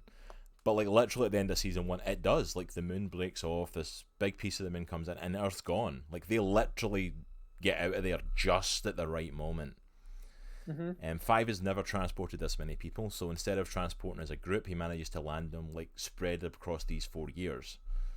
And of course, he's the last one to land in 1963. So by the time he lands, some of them have been there. It's after the apocalypse again, or it's in the middle of it. Yeah, it's like some of them have been there for years. So he gets out, and then there's these tanks like rolling through like downtown Dallas. And the conception is that someone or something has prevented the Kennedy assassination. And because of that, it's triggered all-out war between the Soviet Union and the United States, which triggers total atomic annihilation. Yeah, total nuclear war happens. It finally happens. The bombs are dropped, and Five has landed right at that moment. So he has to time jump again right away to a week earlier, or however long it is earlier. Yeah, 10 days. 10 days, that's right. It's 10 days. And then, like, okay, we've got 10 days to stop the apocalypse. And it's like, so it's this ongoing thing of like this apocalypse just seems to follow them about. Like wherever they go, like they are going to cause an apocalypse of some sort. I really hope that they don't continue that into season 3. I feel as though they're going to do a whole new story, or at least... the way it wraps up, I feel like we're going to get something different. At least I hope so. Yeah, like while I enjoyed it, it's that sense of familiarity. It was very much different in terms of execution in this new season. Yeah. I think that did save it for me. I think that saved it for me, the fact of how they executed it. Because I did kind of get that feeling, because if you read the comics, like going into Dallas, there's not really an end of the world event. There's not really a big apocalyptic thing. It's more focusing on the time travel stuff, and like it does focus on the JFK assassination and how that happens. And But as soon as we landed and it's like, oh, it's another apocalypse, part of my heart did sink a little bit with like, oh no, let's not just do it again, another apocalypse, because it's like, is that going to be it? Like, is that going to be the series? Like, oh, it's an apocalypse again. Oh, how do we stop this one? How did this happen? Because the reoccurring thing for both seasons seem to be they're crap at what they do. Yeah, like well, they're superheroes that have been designed for this, and I'm like, and they are in no way helping the situation at any point. Like, they're awful at this. But we get in, they're all spread out all over the place. Wait, just before we get into that, what did you like this season more than the previous season? Or I did like this season more than season one. Me too. I felt like it was very well done. I felt like the characters were very well developed. Like, it felt like a natural progression from season one to how the characters were portrayed in season two. I think I very much liked. No, on you go. Please continue. No, on you go, bro. Thank you. You're good. I very much like how Diego. I think he very much improved from season one. It's like I couldn't even remember what like Diego's deal was in season one for the most part was. I will say like he got more weight. I will say he was better than season one, but Diego was the one that got on my nerves the most during this. Really? Because his whole running thing is, I have to save President Kennedy. Because he has the hero complex. Yeah, because he's got the hero complex. But like, even after they've done all the stuff of seeing like the time travelers came, we're here, so it changes things, and you know, us being here and stopping him getting assassinated is what causes the stuff. Like, he constantly goes back to, I have to save Kennedy. We fixed it. I can go save Kennedy. And it's like, dude, stop. Just stop. You know what type of vibe he gave me when Star-Lord punched Thanos in Infinity War? You know, it's like, if you just stop, we can finish this. Exactly. It's like, if you just stop right now, we'll be fine. We can literally jump back. It's like, and I 100% completely agree with Five for most of this show. Like, they're all running about doing their own stuff, and I'm like, I'm trying to save the world. I'm trying to do this. None of you have a clue how to do it. And then it's like they all start having pot shots at him for stuff like that. But I'm living my life here now, and I'm like I'm trying to stop us all dying. You want to give me a break? Yeah, I like the dynamic between Luther and Diego, because the way I think of it is like two halves of the same idiot. Like, if they were one person, they'd be 10 times more functional. But like, the two of them, they're just constant bickering, and like Luther's just like, I want to do it the right way, and we're gonna do it this way. Diego's like, screw you, man, we're gonna do it my way, and it's gonna be better. And they get along, but they don't. Oh, absolutely. It's like, it's the Boy Scout and the Rebel, but they're actually the same person if you look at it. Like, yeah, it's like just that slightly different personality, but they're pretty much the same, you know. So now that they're in the 60s, they've all kind of lived their lives a bit, and they're all at different places. We said it earlier. Klaus, who's the first one to get back to the past, and Ben, his ghost brother, they use their abilities to start a cult, and to profit off of that. And their arc is, I guess he's feeling burnt out from doing that, or at least maybe feeling guilty. Yeah, so he creates a cult that's all about song lyrics. It's all based on song lyrics, but we're all going to be fine though, because the apocalypse is in 2019. So we're all going to have happy laughy, hippie cult thing going on, and he just starts getting fed up of it. And he literally runs away from all his cult, his parishioners, his acolytes. Yeah, his acolytes. He runs away from them all, and so that's literally his story for the first half of this, is him trying to constantly avoid them. And I just love the arguments with him and Ben as well. Ben is just done with him. Those are my favorite bits whenever the two of them go at it, because I love it when they cut to the flies on the wall, just watching Klaus, and it's just he's talking to nobody. I love what was it in episode 1, when he gets out the car and the guy drives by and it's literally him and Ben fighting, but all he sees is Klaus rolling about on the road. Yeah. And stuff. I love it. It's so good. And Ben's whole motivation is, I guess he wants to do right by the cult, because I guess he feels more guilty than Klaus about leading them on. And the other thing is that he has a crush on one of Klaus's acolytes. Yeah, he's got a crush on one of them, and it's what do you do? And you're there and you've got a crush on someone and you're a ghost, and you really can't do anything about it. Well, they eventually do something. We'll say that later. Yeah, we'll delve into that later, but Luther, he's working for Jack Ruby, and for those of you who don't know who Jack Ruby is, he was a mob man who killed Lee Harvey Oswald after Oswald killed Kennedy. So he's the guy that killed the guy that killed Kennedy, you know. And Luther is now his bodyguard and also just works as like a prize fighter. Yeah. And it's his whole thing is basically like he's just gotten back to his habits of just like I need a father figure to tell me what to do. And that's what it is. And he's found the powerful, like, you know, gang leader to basically this crime lord to take over that role. And you know, and he's a guy as well that we see is very much he's quite happy with the life that he's built for himself. You know, even I don't know if happy is the right word. I think he's content. Yeah, well, maybe not happy, but like, you know, we see number 5 going to him and stuff like that, and like, hey, I've made it here, and the apocalypse is coming again, and he goes completely against the Boy Scout mentality of like, you know what, no, I'm not doing it this time. I've made a life here. I'm enjoying this here. This is my life now. Yeah. You know, and it's kind of broken away from that. So like he's very much like he's done with it all. Mm-hmm. You know. But of course he goes back and he does it anyway. He just falls right back into all of them fall right back into it. Otherwise you're not gonna have a show. Yeah. But speaking of his other half, Diego is in a mental hospital, because at a sanitarium. He's in the sanitarium, which I love the scenes in that when like 5 goes to visit him in the sanitarium and stuff like that, and just completely sells him out. Because his whole thing is literally about the death of Kennedy.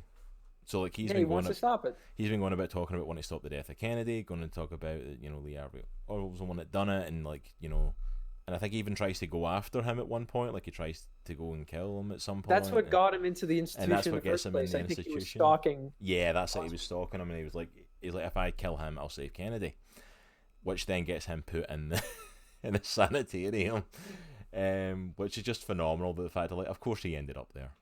Mm-hmm. Of course, if you're raving like a lunatic, that's what they do. And then he meets his love interest there, Lila. Yeah. Lila's an interesting one. I definitely want to delve further into her character because, like, she starts off as just this crazy chick ride-along character. Manic pixie dream girl for Diego. Yeah, absolutely. Like, you know, she's just completely nuts, but like on the same level as him.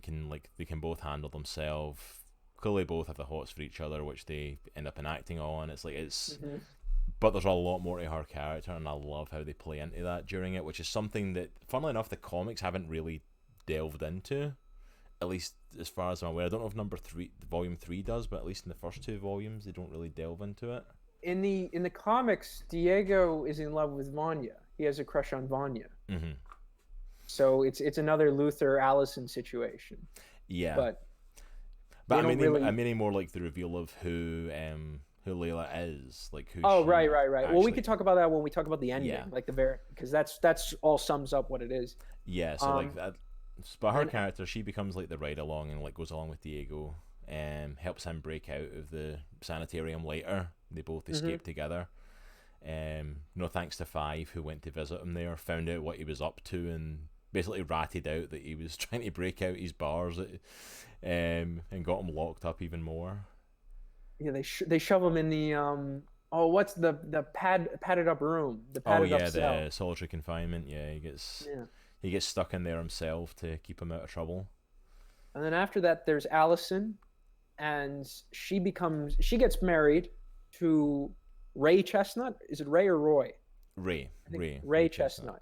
Yeah. And the two of them are civil rights activists for the time, and that's one of the more tame storylines. Well, it doesn't get too crazy. It's more, I would imagine, emotional, kind of like hers and Vanya's are very much emotional arcs. Yeah, it's more the historical timeline as well, because Tommy's even saying in chat, loved how they tied all the historical events in, and the sit-in scene was powerful. I was very happy when it's the scene where Allison, and when she first goes to the past, she walks right into that diner, and then the guy points to the whites only sign. And I was happy they actually did that, because I've seen in a lot of shows, like I always think the CW, like the Leagues of Legends of Tomorrow, like whenever they go into the past and it's like a person of color, everyone treats him normally, and they don't Yeah. acknowledge that, like, that there was racism. So I was actually very surprised that the show was mature enough to be like, no, we're going to tackle this. So Yeah, because like not only do they have that her walk in there, but like you said, you like her and the man she ends up marrying, Ray Chestnut.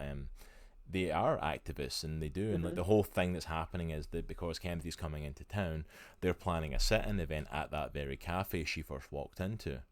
mm-hmm. Literally just to go in there, get the press around it, and do it at a time when we're going to have Kennedy coming in, and just to Yeah. get more like publicity around about it. And it's done really well. Like you even get to see a lot of that, like when you see her flashbacks and what happened into her and stuff, I in was those surprised years. with how topical it ended up being Mm-hmm. with like some of the particular scenes with because this was made, I guess, last year or at least earlier this year in terms of Yeah. filming, and I was surprised with how a lot of scenes reflected like conversations we're having now in the United States. Oh So yeah. like I think like when the police come to the peaceful protest at the diner, and it's sort of like that man's beating her husband to near death, and Yeah. something like that, just like the excessive brutality. And I thought, wow, it kind of like matched up with things people are talking about, and Yeah. it's cool to see that reflected. And I just have to mention that scene as well, like you said, when they sit in, like when the police come in and start dragging people out, and when Ray is taken out and starts getting like literally beaten to death. Mm-hmm. Like for the first time since she's been back in the past, we see her using her powers, and she rumors the police officer to leave him alone. Oh, But and then then, that triggers but a then that whole starts other. triggering him of like that, like who are you? Like a black woman walked up to a policeman and said something, whispered in his ear, and he just walked away and stopped what he was doing to me. Like you're on the inside. You're like you're a mole. Spy, yeah. You know what I mean. You're a spy for them that's getting in the inside and finding out what we're doing. I'm like, because no black woman saying anything to a white man, especially a police officer, would have got him to stop. And Right. like, so it creates this whole dynamic of like, well, now she's in the point of like, does she let him go away, or does she tell her husband who she is and what she can do? And You she know. does, but I was sort of alluding to it in terms of like the emotional aspect, like she does share with him that she has powers and that she could do these things, and what her past is, which is actually the future for Yeah. Ray.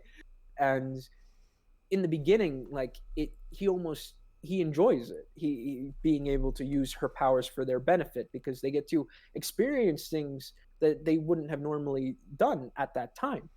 And it slowly is revealed, like, I guess, which was part of Allison's problem in season one as well, that she uses her powers to her own benefit and to her own advantage, like when she Yeah. goes back to the diner and she hurts Yes. the employee there. Just And you could argue that, yeah, it is somewhat justified, but it's something done out of pure spite or just malintent. Like, she wants to see this man in pain, and then you get to see Ray react to it, and it's Absolutely. slowly, Yeah. and you get to see Ray, because that's the whole thing with peaceful protest. You're supposed to be uh, bigger than the people Yeah. attacking you, Uh, and And I love Ray, that and then portrayal as well. Like, just I love that portrayal of her powers as well. The fact that they show that, like the fact mhm. of like, yeah, she could rumor people. Yeah, she could fix a lot of stuff by it. But like, there's almost that like addictive power to it as well. Well, that's Like, what happens in season one. She uses it against her own family, her mm-hmm. husband and daughter, and Yeah, that's why she has that sort of problem with it. And it's almost like a neat metaphor for addiction, in a yeah, sense. And like that was almost like a relapse. And then Ray was sort of like the guy who brought her down, but it did create that other thing. Like, have you ever used that on me, in that sort of fear, yeah, where it's like you wouldn't even know? And it's just sort of like these two people trying to come to terms with that, which I think is a pretty realistic and often unseen thing in superhero media, where yeah, it's like, have you used your powers against me, or something like that, like of using it to almost manipulate the people you care about. So yeah. that's very cool to see in a superhero show. No, absolutely. And I think Allison and Ray's story really, it really creates a nice like little bit of breathing room Mm-hmm. for some of the other stuff that's going on, because obviously all the stuff that's around like number five and stuff is like all focused on stopping the apocalypse. That's his thing. Mm-hmm. That's always his thing, because like he's the only one that really can. that can really step into some of those roles. But then to get like breakups like that where you get the stuff with Allison and Ray, and then obviously we're going to touch on Vanya as well, the stuff with Vanya and her story. Like they create like great little breakups and great little stories to get invested in the midst of this. So it's not just like crazy like how do we stop the apocalypse. Like no, you actually care for what these characters are going through. You care for their situations. It almost has that dramatic irony as well, that like despite you can care about their storylines, you know it all ends with them leaving, in the sense like they can't stay there forever, and it's just gonna affect everything in the long run, because you know they're gonna stop Doomsday, but they also have to go back to their own time. So it's almost sad to know that despite the fact you could really like the relationships and character development they have in the past, it's all fleeting. So it didn't mean to get so melancholy there, but no, but it's absolutely, because like I mean we even get that like when she talks to Ray and then she's honest with him, like I have to go back.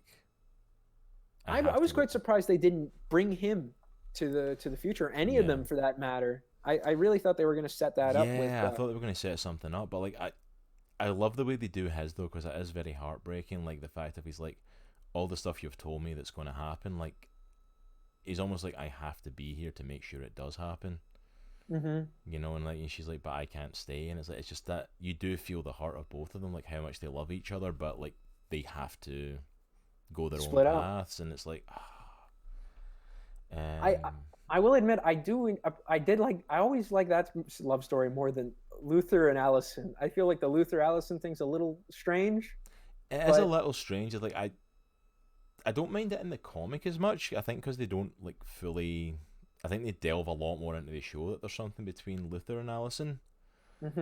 But like I don't know yet. It just feels very awkward and weird. Gives me a Royal Tenenbaums vibe if you've ever watched that film. Yeah, it's because I don't know what it is. I don't know if it is because like they're brother and sister, you know, kind of technically. I heard a quote somewhere like anytime technically comes into a situation, you know it's wrong. Like, yeah, 100%. It's like that. It's like they're technically brother and sister, and I'm like, well, yeah, they've been literally been raised from babies like they were brother and sister. So it's like it really isn't a thing about like who your mom is at this point. It's like, yeah, you pretty much are brother and sister, and I don't know if it's just the way they play it because they try to play it that sort of way, but it's like, yeah, it's it's very weird. I thought they were gonna bury that in this season. Would you like when Luthor comes to her house with like the chocolates, and he's like, "Okay, gonna win my love of my life back," and then Ray's like, "Hey, what are you doing, man?" And then I was surprised Luthor didn't just like lose it because he's like sitting there like a broken man just eating chocolates. Yeah. That's gotta be one of my favourite scenes though, is like Ray like, who the hell is this guy? And Luthor's just sitting there eating these chocolates that are for his sister. Yeah. And he's like, You're her brother? I do, you know what I mean? You've got this beautiful black woman and this massive like bald white dude. And that's like her entire family. Like all these white people keep showing up. I know. And it's like so you've literally got this guy who looks like, you know, if you said he was a neo-Nazi, you'd probably like, yeah, he kind of fits it, big white dude with a bald head, and I'm like, and it's your brother? Like, really? Seems a little fishy. It seemed like he was like, something's not right here. Like, oh yeah, he was definitely like, okay, yeah, something's going on. It's not normal. Tommy in the chat saying, I thought Vanya was going to take Harlan to the future. Yeah, I honestly thought like, we'll go into the Vanya stuff, but I kind of thought they were maybe going to go to the future as well. Yeah, Sissy and Harlan. Yeah, that's it. I couldn't remember the mom's name there, but Sissy, yeah. And then we've got Humor Whittle saying, hello, hope the stream's going well. It is, my man. Massive shout out as well in chat, just quickly. Thank you. To One Geek 411. Go check them out. We had them on the show a couple of weeks ago, talking about talking about the MCU Phase 2, so they were a lot of fun. Go check out their podcast. They film on Monday nights and do it live here on Twitch as well, so definitely go and check them out, guys. Vanya's story. So Vanya is in the most interesting position because obviously, like, end of season 1, she's the villain. She's a white violin. She's in full like power mode. She creates the apocalypse. She blows up the moon, and they take her with them. And then she gets hit by a car. Yeah, she lands alone. There's no one else with her. She wanders out into the street and gets hit with a car. So our starting point, like once like 5 lands and like this is the time period we're in, she's already been there for a little bit, but she is no memory. She doesn't remember who she is. She doesn't remember where she's from. Doesn't remember her family, her powers, anything. And the nicest family in the world has just taken the stranger in. Yeah, they are so lovely. Sissy is just so sweet. Yeah, I love her so much. And I've got to say as well, I completely connected with this family on a totally different level because like watching Harlan in the show, like 100% he's autistic. Right. And I've got an autistic son myself, so like I'm watching this family and watching them connect in a totally different way. Like I understand the stress that she's under and what she's feeling and how that is to have an autistic son that you can't understand. And I'm like, my heart's like breaking for her watching this show. I suppose that's good. Like that's what representation's all about, and I feel like this show does pretty well with that sort of thing. Yeah, yeah. 100%. They managed to include a lot of different groups and a lot of different settings, and I think that's to the show's benefit that it is quite diverse in terms of 100%. Like I love the fact like in the comics, like even most of the team, most of the Umbrella Academy, most of them are white. Like they're all white. Yeah, they're all white actually. Yeah, they are. They're all white.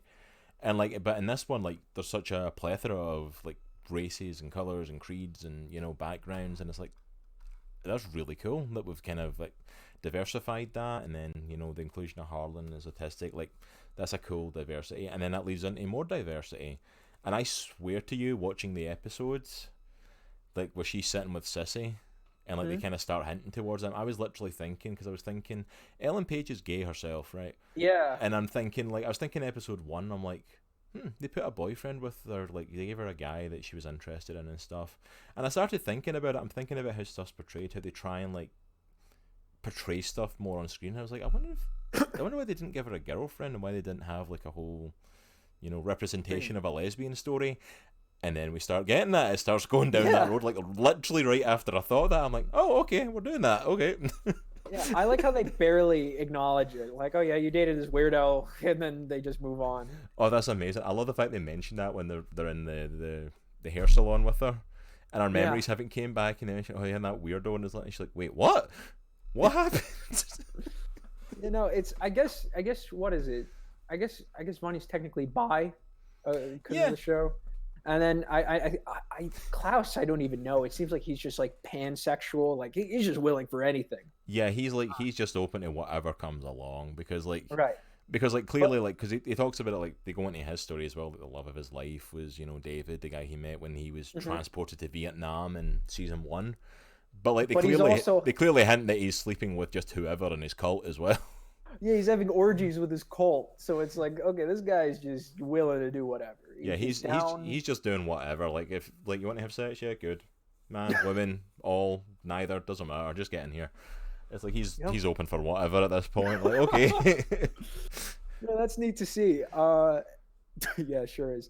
But let's get back to Vanya before we go on the tangent of sex cults. Vanya's whole thing is that it's almost like this forbidden love where because Sissy's married. Like let's put that out there as well. Most of you have probably seen it, or you should have, or you don't care about spoilers. But like she's married to a guy, and the thing is like he's a nice enough dude. He's a guy at that era who's very much like the workaholic dad who's trying to provide the life for that, he's rough round the edges, but like he's not even like, I wouldn't even say fully abusive, like because it even gets to the point he finds out about them like being together and stuff like that, and he even threatens to take away Harlan and like to take him to someone who's going to help him.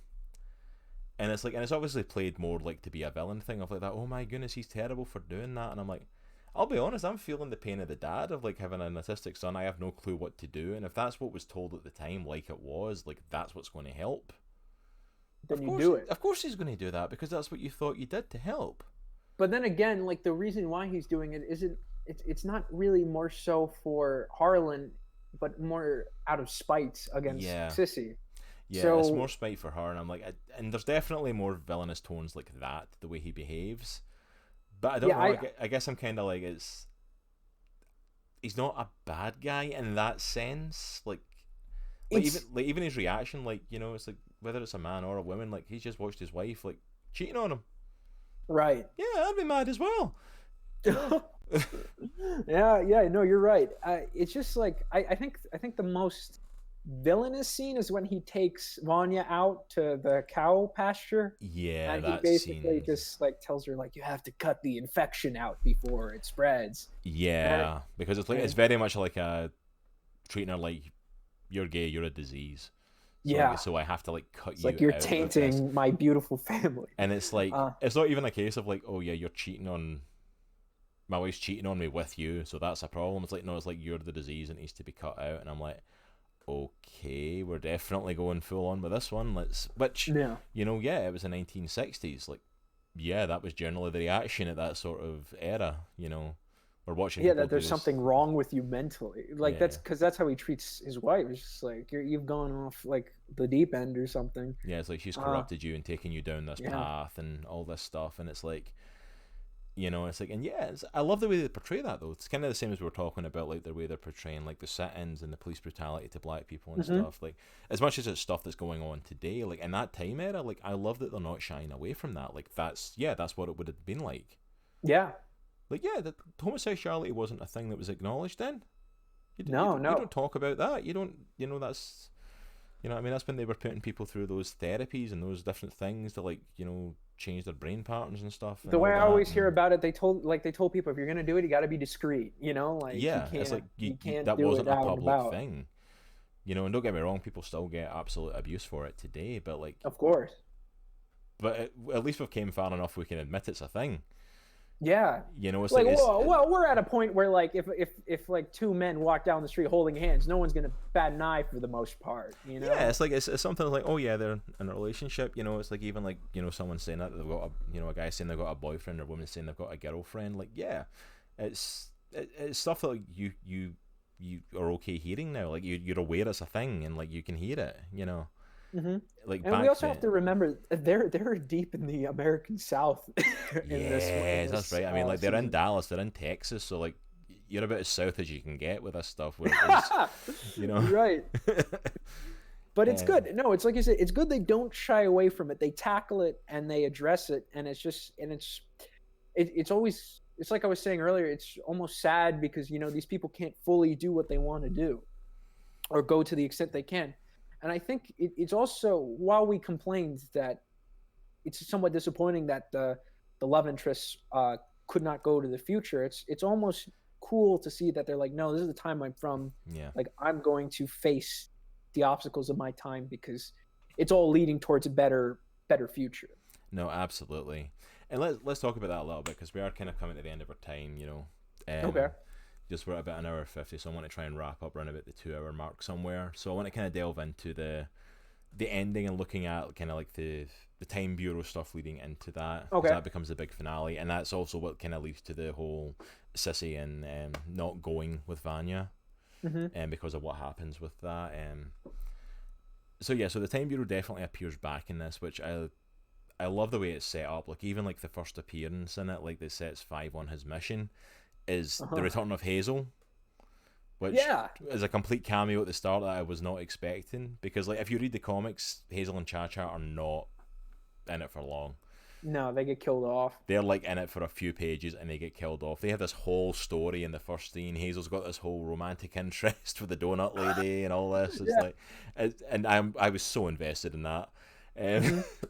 So Hazel comes and he's the one that gives Five the stuff to kind of start him off on this journey, Mm-hmm. that he's on, and then he gets killed, which absolutely sucks. um, What's they gonna do with that character? Really, he got his like he got his story. sunset moment. Yeah, he got his sunset moment, and it was so cool. So it was a complete shock seeing him again because they hadn't said anything about him in back.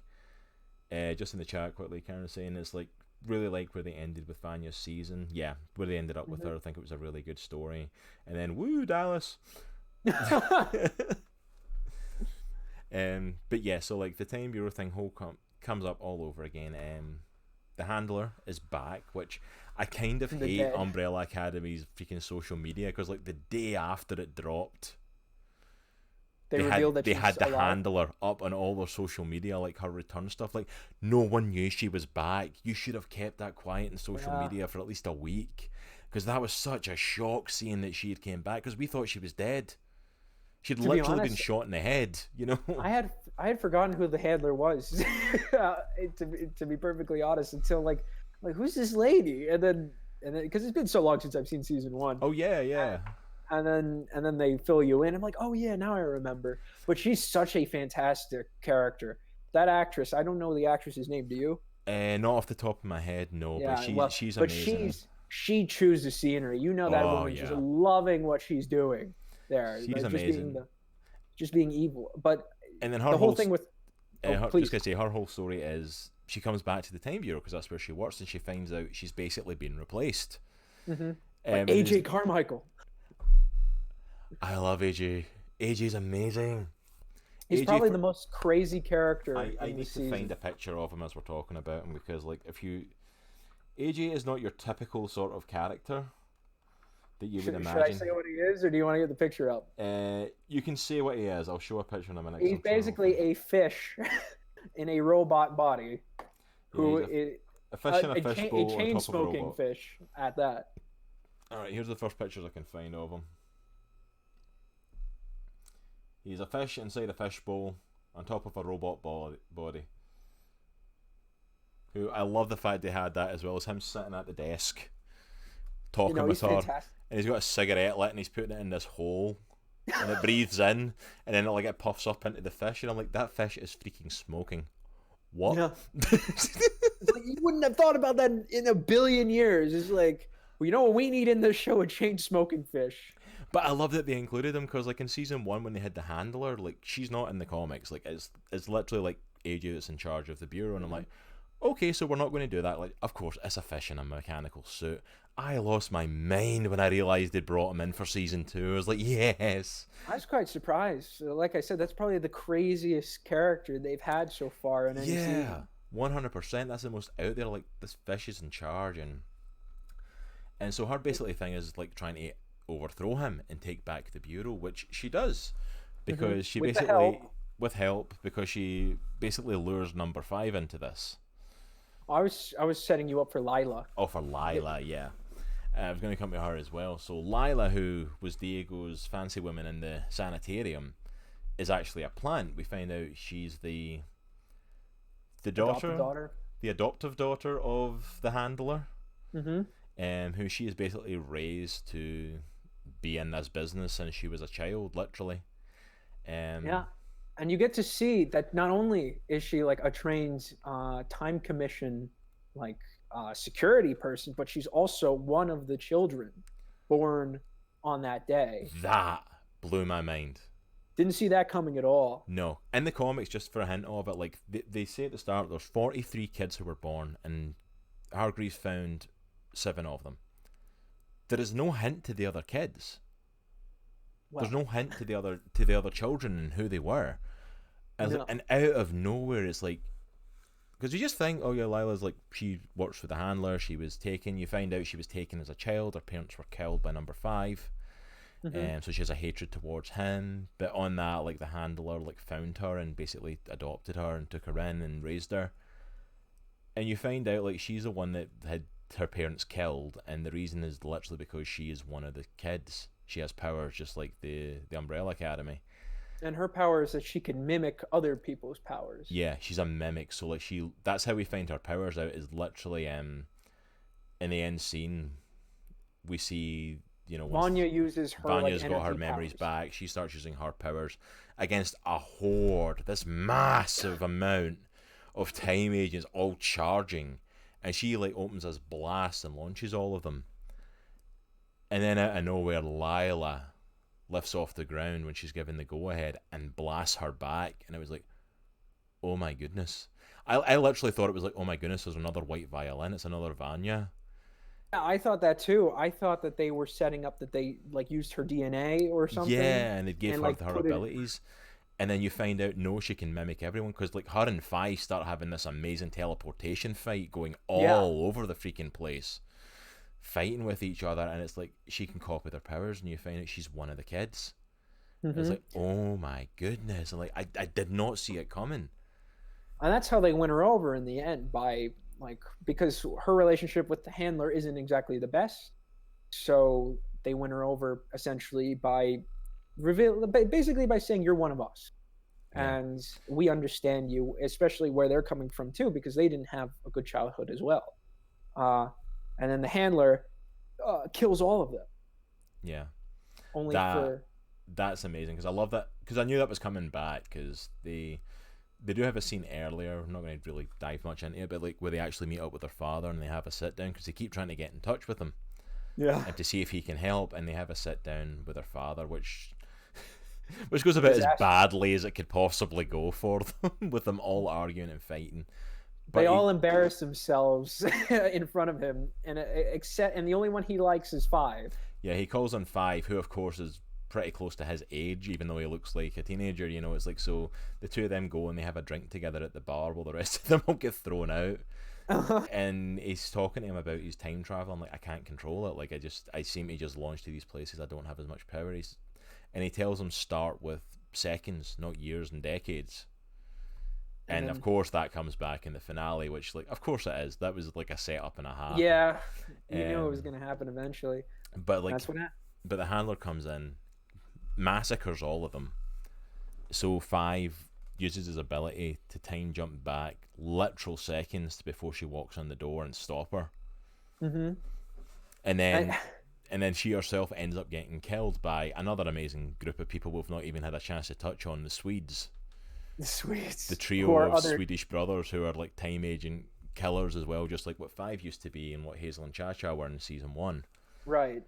I don't know. I don't think there's too much to discover or to discuss about the Swedes. Other than, like I felt they were probably the most bland part of the season. Yeah, they were pretty bland, but I feel like they were kind of written that way though. Like they were intended to be kind of bland. The only big thing is that the fact of the handler uses them like for her own devices. Like she makes up a fake thing to send like missions for them.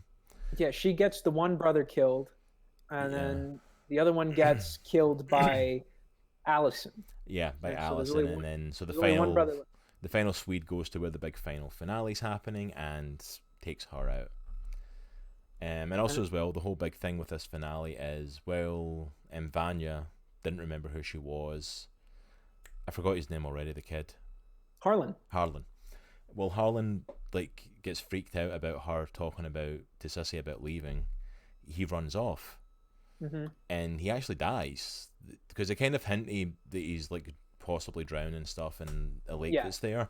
But at the end they confirm actually he did die and Vanya brought him back by giving him a piece of her power. Yeah, so she does mouth to mouth and a part of her power passes into him, which starts making him like lose it, like because there's a whole big confrontation between his mom and his dad trying to take him away, and his mom manages to get him, but his dad gets a gun and shoots Sissy.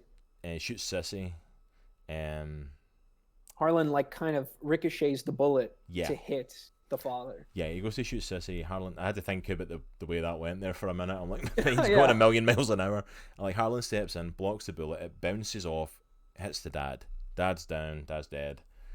But Harlan starts like freaking out. His powers start going crazy, like full blown, like Vanya's powers. So they have to go. So like Vanya decides she has to go because there's a whole big thing of them like getting the briefcase when number 5 helped the handler get back to her top position. They missed that time jump line, so after that, when they're all sitting around talking, she decides she's going to go and help Harlan because he's got this power now. Right. The rest of them aren't going to do it at first, and then I love that scene where they all like pile into the family station wagon. Yeah, and they all drive to the farm, and I love Luther climbing in the back, and the car like drops. Do you feel that they're setting stuff up with Harlan because there's that odd conversation between him and the handler, and eventually they quell down, his powers, right? Yeah, they quell him down, and she like takes them back. But then there's like that little scene at the end where you see Sissy and him driving like she's going to start a new life. And he's levitating something. And he levitates something. And it's like maybe he's not quite. I'm wondering if that's somehow going to tie into like maybe somehow the fact that the kids that were born, like the 43 kids, or if it's going to be something that comes up in the next season, like he's now a person with powers that's been around. I would be upset if they did this, but I wouldn't be surprised if maybe in the future, or I guess the present, he's grown up and maybe he's a villain or a hero or something like. Because I feel you don't just put that in for no reason. You know, you'd like to see a bit of a payoff.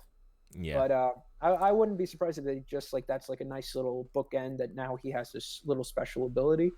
I've got a feeling like we'll see something of it in season 3. Like even if it's not a massive thing, it's going to be a little thing because I think they do that. They like to kind of like bookend and like we did with Hazel. Like Hazel got his like moment in the sun, but then there was a little hint to him in this season, like at the start. So I think there's going to be at least something if it's not a big thing. I think you're 100% right in the sense that if we're going to tie this into the ending, like, you know, they pretty much resolve everything. They stop Doomsday, they stop the Handler, and everything kind of sets them up so they can go back to the future. And when they're there, it's one of those things. Because of their actions in the past, they have changed the future. Yeah, completely blown away with that. Like, they come back into the Umbrella Academy.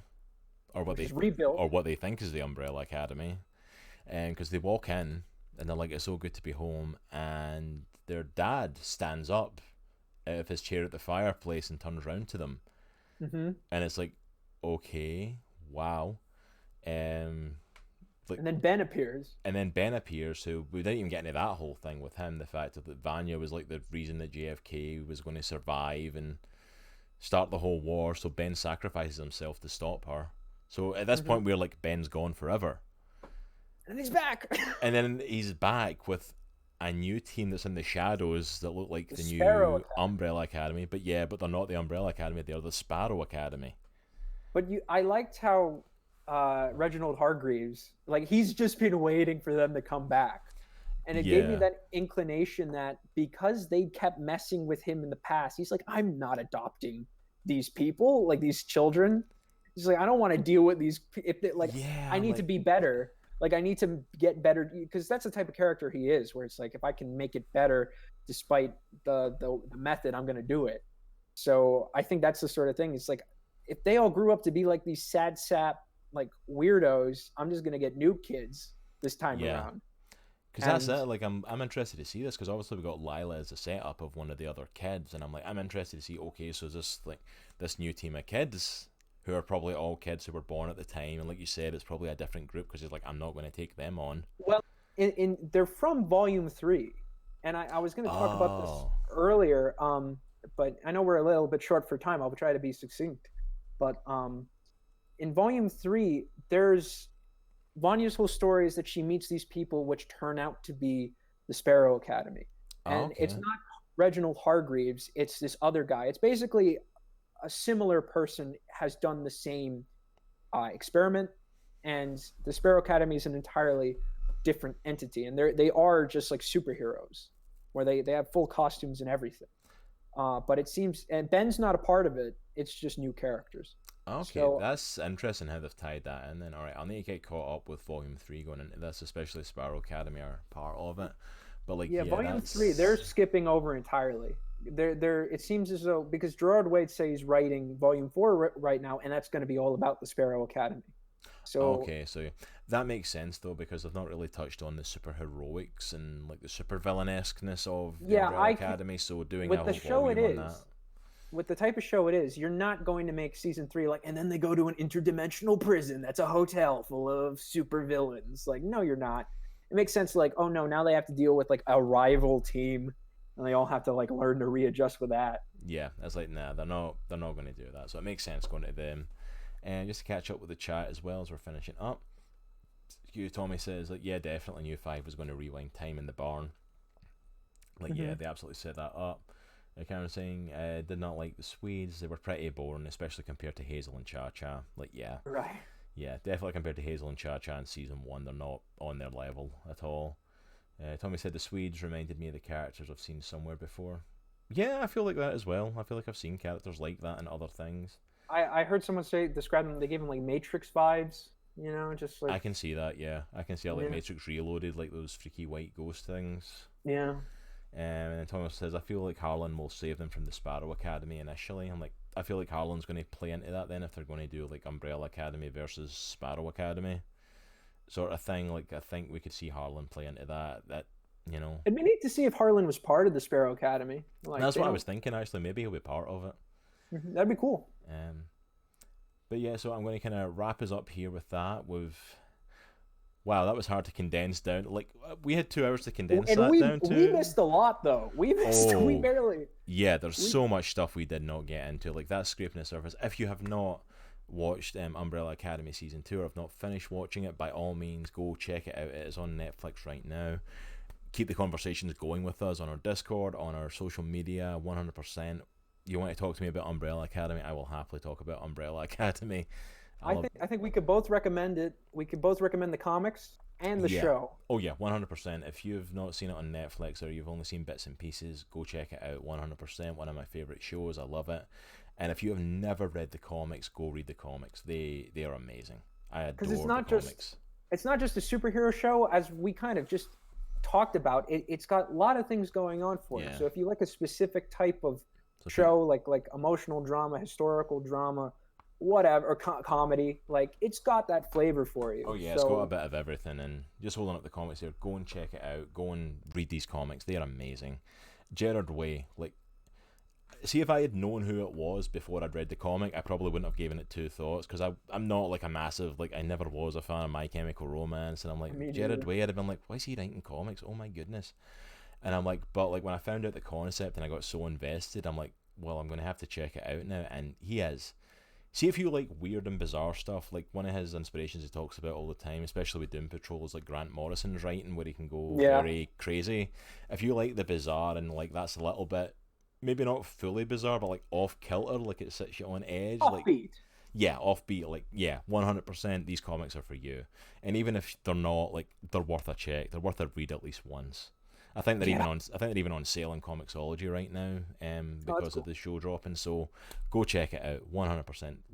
Do yourself a favor, buy even on Comixology the first issue. Just give yourself the first issue and give it a try and see what you think. 100%. I think the show is a bit more accessible than the books. Yeah. So, if you like the show, then maybe you can give the books a try, which is the show's a good open door to Umbrella Academy, and then because if you jump into the comics, you're jumping in the deep end with that. You really are. It's probably one of the most bizarre comics I've read, but I love like off kilter stuff like that. I think it's great. Queen Gamington saying, I really enjoyed this podcast. Thank you so much, Queen Gamington. And Tommy saying, sticking around the whole time. Tommy saying, I'm definitely about to buy the comics tonight. Yeah, go ahead and do that. I said I was going to do it when there's more people in chat. Queen Gamington also does some gaming over on Facebook Gaming and Digital Unicorn Gaming. Go and check them out on that link I just put in the chat. I know I usually only post people on Twitch and shout out there, but there's some good friends of mine that I've started to make over there, so go check them out. And Tommy's saying, I was telling my wife that the Umbrella Academy gave me Heroes TV comics vibes. Yeah, kind of. It's like a little bit more off kilter in some of it, but yeah, I can see that. Mm-hmm. Like all the different stories like converging in together with the show, like definitely. Yeah, it feels more real. Yeah, a little bit more real life to it. So one last thing as well, we're going to put up Lewis's social media stuff again. Oh yeah. Thanks for having me on again. I really appreciate it. I really had a lot of fun. I just like talking about things like this. Yeah, that's why I wanted to get you on, because like we honestly kind of hijacked part of the last time you were on, just talking about random comic stuff. So like so it's kind of like I need to get you on to just actually talk, not to interview about anything, but just to talk comic stuff, because why not? Yeah, I had some friends who listened to that episode and they're like, I wanted to hear you talk about writing, but then you and the other guy talked about Batman for like 30 minutes. And I didn't even know what you guys were talking about. And I'm like, but that's the good stuff though. Like that's when you just get into it. That's what happens when you get two people that do like really like comics and like love delving into those conversations. Like you get like, I mean, we've been running for about 2 hours. That first hour is pretty much us rambling about stuff. Mm-hmm, and I love it. Don't get me wrong. I love doing talks like that. But yeah, I've thrown up all of Lewis's social medias there. Go ahead and give him a follow. As he said, he is now over at Scout Comics, is it you said? Scout Comics. With an amazing new project. Don't support any of my work. Everybody out there, don't buy anything I make. And I'm not saying that to be funny. I'm saying that to be practical. Yeah, so right now, like, he is the author of Villain Seeking Hero. It's a phenomenal comic, but at this time, do not purchase it. Once that kind of changes over, and we're hoping that'll be soon. 100% we'll give you the go ahead. I'll be posting it on social media. Everyone will hear me screaming from the mountains when it's time to buy that book again. But right now, you can buy my romantic novella, It Is I Do, An Anxious Love Story, on Amazon. Go ahead and do that. Yeah, go ahead and buy that, and keep an eye out for his work coming up from Scout Comics. We can't say too much about that, but again, we'll be posting that on social media as well once that. Well, hopefully I could come back to talk about it. Yeah, once that's kind of dropping, like, we'll definitely bring you on so we can push that as well, because I'm excited for that one. So we'd love to have you back again, man. Absolutely. Anytime you want to come on the show, we'd love to have you here. So we are going to wrap up, guys. Don't think there's anything else for you to plug, since we're not plugging your current work. We've got your social media stuff up. So I am going to quickly jump over to Twitch and see who we can drop a raid on, if there's someone there. Because we like dropping a raid and just throwing in some love to someone. If there's anyone you guys know in chat that we can possibly jump into. We could drop in Comic Pop. They're actually playing the Avengers game. Do that. I love Comic Pop. They're one of my favorite YouTube channels. I love them as well. I literally watched that show, and I'm like, me and Sal are kindred spirits, I think. Bearded heavy guys that like to complain about stuff. I'm like 100%. He's a kindred spirit to me. Like, I'd love to get him in the show and just like randomly talk with him.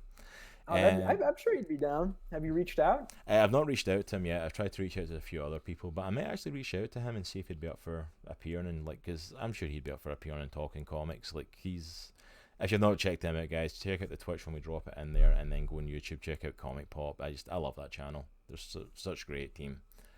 But I'm going to say goodbye from us. Go stick around to go in with the raid. Please go in and show Comic Pop some love, even if you can't stick around for a long time. Once you drop there, let's give them a big raid, and for everyone that's in chat, show them some love, give them some follows, all of that sort of stuff. Lewis, as ever, thank you for coming on the show, man. Thank you for having me. Definitely need to get you back on again. And shout out for next week to the Infinity Bros. Isaac, at least, if not some more of them, are going to be joining me to talk about Amazing Spider-Man and Amazing Spider-Man 2. Ooh, that's going to be a good episode. So Amazing Spider-Man will probably take up about 20 minutes. Amazing Spider-Man 2 will probably be the rest of the show, because there's a lot to talk about in that one. So make sure you come back and join us, and then the following week after that, Nitro will be back. So make sure you come and give him some love as well. But you all have an amazing week. Stay great, people, and be blessed. Excelsior. Thanks, guys.